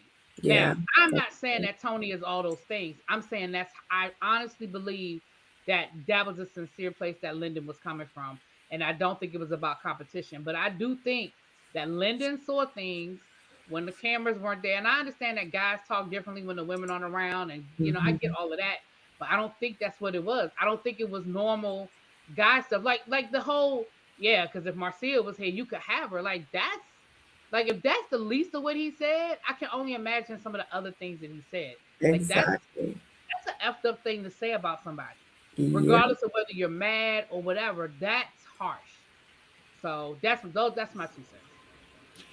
I just feel like, Lyndon has to, like, as a man, you like, all right, you don't get into other people's biz, right? Like, for example, let's just say I know Tyrone, right? And Tyrone had a girlfriend, right? That would be like me if Tyrone says something crazy to me in my ear, and I'm like, yo, that don't sit well with me. And then I see his girlfriend at Wendy's or whatever, and I'm like, hey, I'm just gonna put it out there. Tyrone said this. Now, I mean, I wouldn't typically say that, but he's been a monster for a while. Like, this is what he does, and it's not cool. I just think you should know that. Why is that my business to go and tell this his woman this stuff? Why is that on me to do?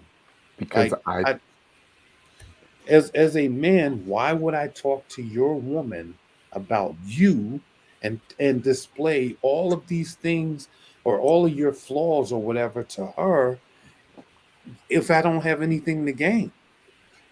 Because when you find out about it, how do you feel about me? So I think in the end, right, that we do become family. And if it's really that bad, then you're willing to put all that to the side and say what it is.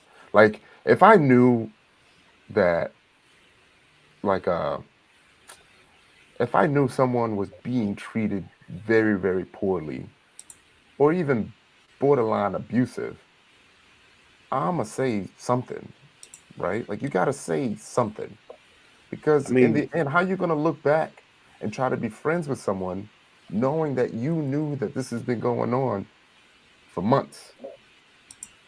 So But that's he why I'm did. thinking that's why I'm is thinking this is it's this bad. is this family ties or ready to love? So Because you don't come here for that. Like, you're here on your personal journey, your journey, yours, not let me look out for the fellas or whatever. This is your journey, you. And so, therefore, you should not be reporting on me. Like, that's not something that you should be worried about in your own personal journey, unless you've got skin in the game. Now, after the fact, like if you've already forged relationships with these people, show's over, process ended, okay, and you have a good friend and you see some effery going on out there, then it's like, okay, look, we became friends, blah, blah, blah. You know, I think that you should know this about this person because while we were in the process, this is the type of things that he would say or whatever, whatever. And I'm just looking out for you as my friend. But in this particular format, in this theater, you don't do that. You concern yourself with your own journey and don't worry about what this man is doing. Because yes, what he does is going to show up on his own. I agree when it's about the journey. Right. But when it's about the journey, yes, all those rules apply. But I think when it's outside of the journey, ultimately being a decent human being is what matters most. Understood. Understood. And because, Mark Anthony even said something about Morgan, like trying to protect Tony and almost telling Morgan not to let it out. So that leads me to believe that Mark Anthony knows something, which is Tony's friend, which also makes me believe that one of Morgan's friends may know. And if I was to guess, it would be either Jeffrey or Lyndon. Maybe that's why she went off on Mark Anthony. Yeah. Well, I have that clip when y'all are ready to watch it. And that could be why Lyndon's holding Morgan's hand, because he understands. I understand, of it all. and I'm okay with that in this arena. But what we're saying is, what we're talking about is, they are on this journey now. Like they were on a journey, so we're recapping what happened in there. And as a recap, Lyndon now, and that's my guy. Like, you know what I mean? I ride for Lyndon, but in that journey, Lyndon should have focused on what he was doing. It's not your place to sit here and expose everybody that's in the guys' lounge. Why are you trying to impede on their journey? Is what I'm saying. Yeah, so I think we ended up talking about two different things. Like, I think we both agree that during the journey, because I got on Lyndon as well for outing Tony on multiple occasions at the table. But I think the focus now, like what I was talking about, was I actually feel like Morgan was being a little protective. Because there were things that she could have said, that she says she could have said, that she didn't say. And Tony shut that right the hell up when he said, she said, "I'll destroy you," and he got real quiet and was like, "Oh, I don't want that energy." Yeah, and then Mark Anthony chimed in, which makes me believe that it's bad. It's really bad, and But that's what I'm saying. Like, I think the people who need to know. I think maybe they're protecting it from coming to us, the public. I think that the conversations that needed to be had were had. And that's why I think that it always seemed like Lyndon was choosing his words very carefully. You know what I'm saying? Because I think I don't if it's as deep as some people may feel like it went. I think the conversations were had. I think they're trying to protect it from getting out to us, not so much that they haven't said it to Morgan. But at the end of the day, Morgan is a grown woman. And that's another reason why I think this whole "I'm choosing me" speech was performative. I think that was her way of pacifying all of these people who had all of these concerns, who may have been talking to her, whether it was behind the scenes, whatever. And I think that's what this is. And I mean, you guys know better than I do that there are a whole lot of, even for as much as the public finds out through text messages and people going live, y'all know, like we know, there's way more secrets that are never told. Way more things go down that we will never find out about. So I feel like, and again, this is just my feeling, I feel like the conversations were had.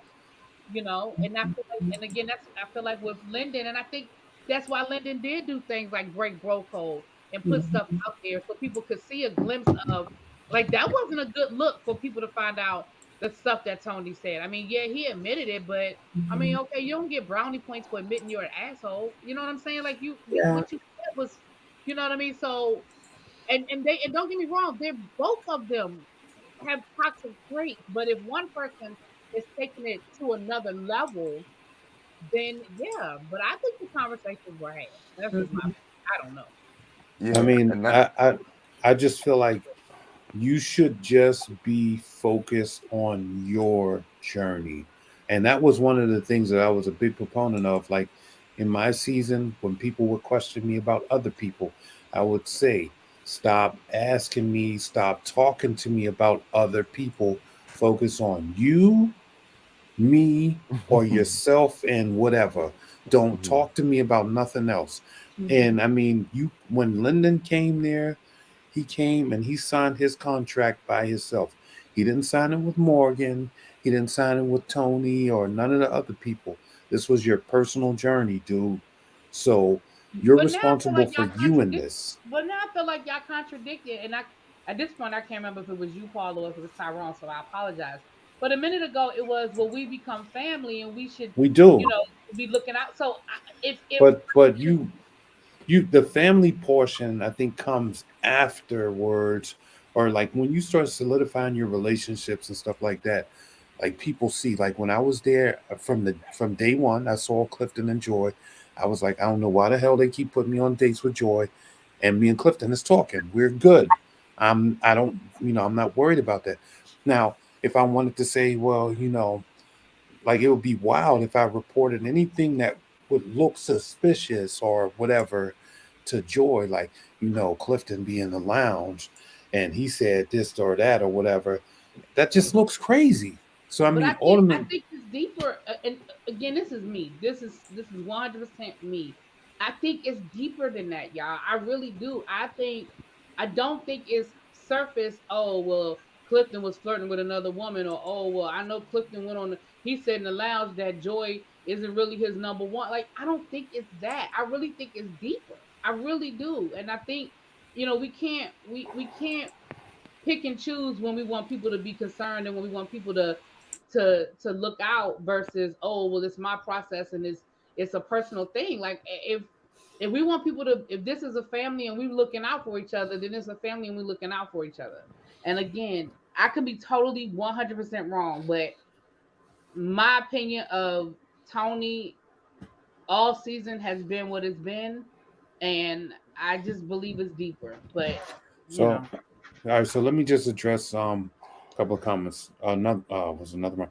Okay, another round said that I'm contradicting. That's not true. Z was eliminated. Z was not divulging information or whatever during the process that would disrupt other people's journey. So what I'm saying is this, and even the Carmen situation. When Carmen asked me about certain things, I would say, "Yo, why are you asking me about this person? you know, this focus here." And so I was always a big proponent of, I'm here by myself. I don't know these people. Like these aren't my friends. Like these are people that are on this journey with me. Now you forge those relationships, by the time it finals out and you get to the end, you forge these relationships with the men. Now in terms of the women, I feel like this here. A man should not be sitting there impeding on another man's journey during this process. You just shouldn't do that. Like, it's messy.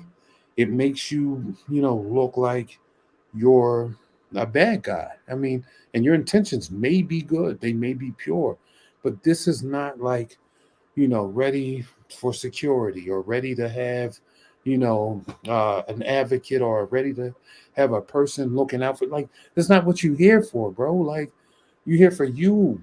Focus on you. And then, hey, if you can't win Morgan over or whatever, leave. And then if you want to call her on the phone and say, yo, when we was there, I mean, I know you and I are good or whatever. When I was there, this is the type of stuff that he said. Have that conversation. But while you're in this process, it just looks wild when you're reporting live from the streets. And, they tell you, and Sabrina, you know this, Tommy says, what we talk about in this lounge stays in this lounge, blah, blah, blah. This shouldn't go out of here, this, that. They coach that stuff. You shouldn't be having these sort of, I don't know. You just shouldn't be doing. It's not a good look. I can understand you wanting to be a friend. It's the wrong theater for this. Like you're in the wrong place. That's So all I'm saying. real quick before we get too far into it, thank you so much, Congo, for the super chat. I wish adults hold both genders accountable when talking about character and intention, such a dysfunctional and biased society. And I just want to say shout out to Congo because he is now a bona fide member of our Seoul Mate community. Thank you so much for joining our membership program. Yeah, super excited to have you here, and definitely make sure when you subscribe, click that notification bell, that black bell, so every time I do go live or post a video, you will be the first to know. Because if you don't click that notification bell, a lot of people are like, I didn't even know you were going live, and that's why. So definitely make sure you click that notification bell. Thank you so much and welcome to the family. All right. Sorry, guys. PO, you were ending with the comment. No, I'm good. That was it though. You know. Okay. Yeah. All right. Yeah, I was just gonna say, I still think we're talking about two different things. I do agree about the journey and living your own journey, and I do believe that all the things that you said about not being right for speaking up or speaking about another person's journey, and then I feel like most of us understand that. So if you were to speak out, then it's most likely for a valid reason. Yeah. You know what I'm saying? And we know, Morgan ain't no punk, right? We've been getting on her about, being, I don't want to call it messy, but she was never afraid to say what was on her mind. No And if doubt we about saw it. her come to tears, then, it was either because she cared deeply, and basically it wasn't for nothing, right? So to see her get emotional and crying on stage, and the fact that they both haven't spoken to each other for 6 weeks after still continuing to date after the show, because that wasn't a deal breaker for the show, right? If that's not a deal breaker for the show, then what is a deal breaker after the show? It's got to be worse than what we saw on the show. Because even Understood. that wasn't a deal breaker, which is why I'm saying it was bad, or at least worse than what we saw on the show. That's all I was trying to say. I mean, and I get that, but Morgan has, and we saw her brother was right there, right? Her brother was there. So I'm sure she probably shared some of the stuff. Like, end of the day, her brother's going to say, as I would, or as you would, big brother, or little brother, whatever, you going to say, yo, leave this guy alone. He's whatever. You going to say that. And her brother was invested, or looked like he was invested in, seeing his sister find, the right guy or whatever. Right? That's what family is for. It's the wrong lane, brother. He's just in the wrong lane. He's in the wrong lane. Y'all want to give your conclusions before we wrap it up with about Morgan, Tony, and Lyndon? I think they're saving some for part 2. Absolutely, because think she they're was trying to saving- contact him for 6 weeks, and we need to figure out what was it for. Yeah, that's what I want answers on. Like, Tony, somebody give us context to this stuff. We're gonna have to wait till Friday. I mean, but if they don't drop it on Friday, we need somebody. You know what? We need to have a hot seat chat with people and get these people in the hot seat. And I'm grilling. You know what I'm saying? Well, if I have any more interviews, if you would like to join PO and Tyrone, I would love to join and be part of the hot seat. Yeah, because maybe the missing link. I don't know. I don't know, because I need y'all maybe to do that part, to do the Ready to Love part, because I try not to make it too much about Ready to Love, because by the time they do 3 or 4 or 5 or 6 interviews talking about Ready to Love, it's kind of like, what questions can I really ask them that they haven't already answered to the other 5 interviews? I get the questions. I'd be wanting to know about their business and stuff. But you guys know I always ask Ready to Love questions at the end, and it don't be that much. So if y'all are interested in coming on, then absolutely, because post reunion, a couple of them have reached out to me and been like, after the reunion, I want to come on your channel because I got some things to say. So we can make it happen. You know what I mean? We can definitely make it happen. Yeah. So, but anywho, we can definitely wrap this up. Tonight was a great conversation. I thoroughly enjoyed it. I love that we can all get together, all of us, all 500 plus 4 of us tonight. 500, and I think it got up to 520 or 40 or something like that in the chat and watching tonight, because we definitely have conversations that need to be had. you know, as in the words of Jay Brad in the chat tonight. Shout out to Jay Brad. Shout out to Randall that stopped by. Shout out to Jeffrey that stopped by. Shout out to Anthony and Cynthia from stopping by before.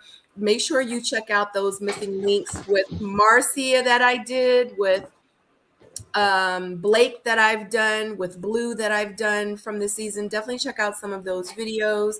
And yeah, so I'm excited. This Friday, my live reaction watch party for part 2 of the reunion. And then of course, the next following Tuesday, we're going to have the panel again to review Ready to Love reunion part 2. You guys can go around, you can give your final thoughts if you have any, but definitely let everybody know where they can follow you on socials. Oh man, so it ended up being a lot. It ended up being really, really good. You know, part 1 of the reunion was a lot worse than I originally thought. Yeah. You know me, I'm for drama, but only if it's gonna help you grow. And if it gets too messy to a point where, you know, things that you are unable to reconcile anything, I'm not a fan of that. But you know, I'm happy that they're here. I'm happy for the couples that seem to be going strong. I support everyone there.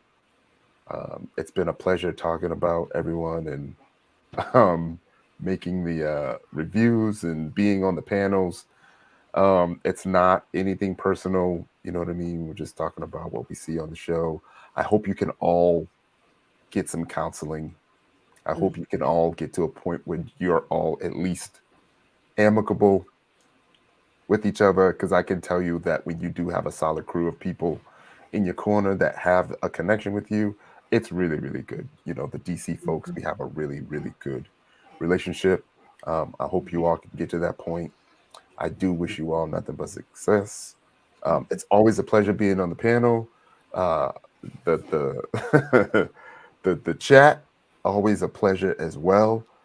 We did hit a number that I predicted hours ago, so you know I'm happy about that. Yeah, We're doing, you know, good things are happening. So. Absolutely. P.O.? So I'll say this, and I want to talk to all of the people out there in Ready to Love Land and for this last season that we're reviewing. I remember when it was me in your position and the anxiety that I felt, the butterflies, you know, the sickness in your stomach, because you don't know how they're going to represent you. And then there's certain things that you probably feel like, you know, they may have shaded you on or whatever, you know. So I want to talk to you, all of you, and let you know, like, we were all there. Like, I know I was there, and that same, you know, sort of disgusting feeling that you might have, you know, I had that. You know, you will survive this. I'm not here to beat you up. Like, I'm really not. I'm just talking about the show. I'm talking about the entertainment, things like that. I can relate to everything that y'all go through, you know, and, you know, I try my best to not be super hard on you guys, and, you know, understanding what happens with editing and stuff like that. And at the same time, I still have to, you know, talk about how I see it. I could be wrong in a lot of cases. Maybe sometimes I'm spot on. But as your brother from another season, you know, I'm here. Like, if you ever want to talk or holler at me or say whatever you got to say, you know, just get off your chest. You know, I am reachable.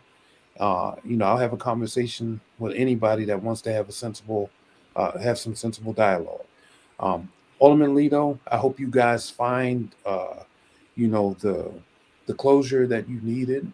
And if you don't have closure from your season, I hope that you will reach out to the resources that OWN and Lighthearted has available to you, so that you can find that closure or that gap in closure or whatever it is that you want to do, or that you're looking for. You know, and if you don't have that, you know what I'm saying, I will partner up with you and try to find you what it is that you're looking for, in terms of just getting back to your mental space.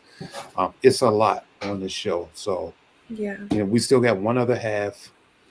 I'm hoping that you guys, will at least bear with us for this last time around. But that's all I got. Absolutely, because our season, our group, the panelists, it's actually about to end, because once this last reunion comes on, that's going to be the last time that we will come on discussing Ready to Love until the very next season. You guys know I do have Single Soulmates. That's another show that I have, and that will start the following week after Ready to Love. Well, it'll probably start in 2 weeks after that, because it will be a week break. But we'll have Single Soulmates, and also too, we will have the Missing Link interviews as well. So yeah, and shout out to my new soulmates tonight. Oh, and FYI, Anthony and Cynthia were not here tonight. I was just giving them a shout out because they have joined our chat before. But Jeffrey and Randall, they did pop in tonight. So definitely go back in the chat and you guys can check that out. Shout out to my new soulmates. Yes, that joined tonight. And also too, if you are interested in joining, click that membership button. There are 4 tiers that you can choose from. If you are a member, by the end of April, in May, I will be sending out free merch to you guys. But other than that, if you are new here, thank you so much for joining us tonight. If you have not subscribed to my channel, definitely subscribe. If you have not hit that thumbs up, definitely click that thumbs up on the way out. I would so appreciate it. Thank you so much for the support and the love. And like I always say, without me, there is no you. Make sure you follow me on all socials down in the description box below, and make sure you follow Tyrone, MPO, and shout out to Another Round that's been in the chat, putting up the links for their socials for you to follow them. And other than that, and shout out to my mods. I love you so much, guys. All right, have a great night. Happy Tuesday. Bye.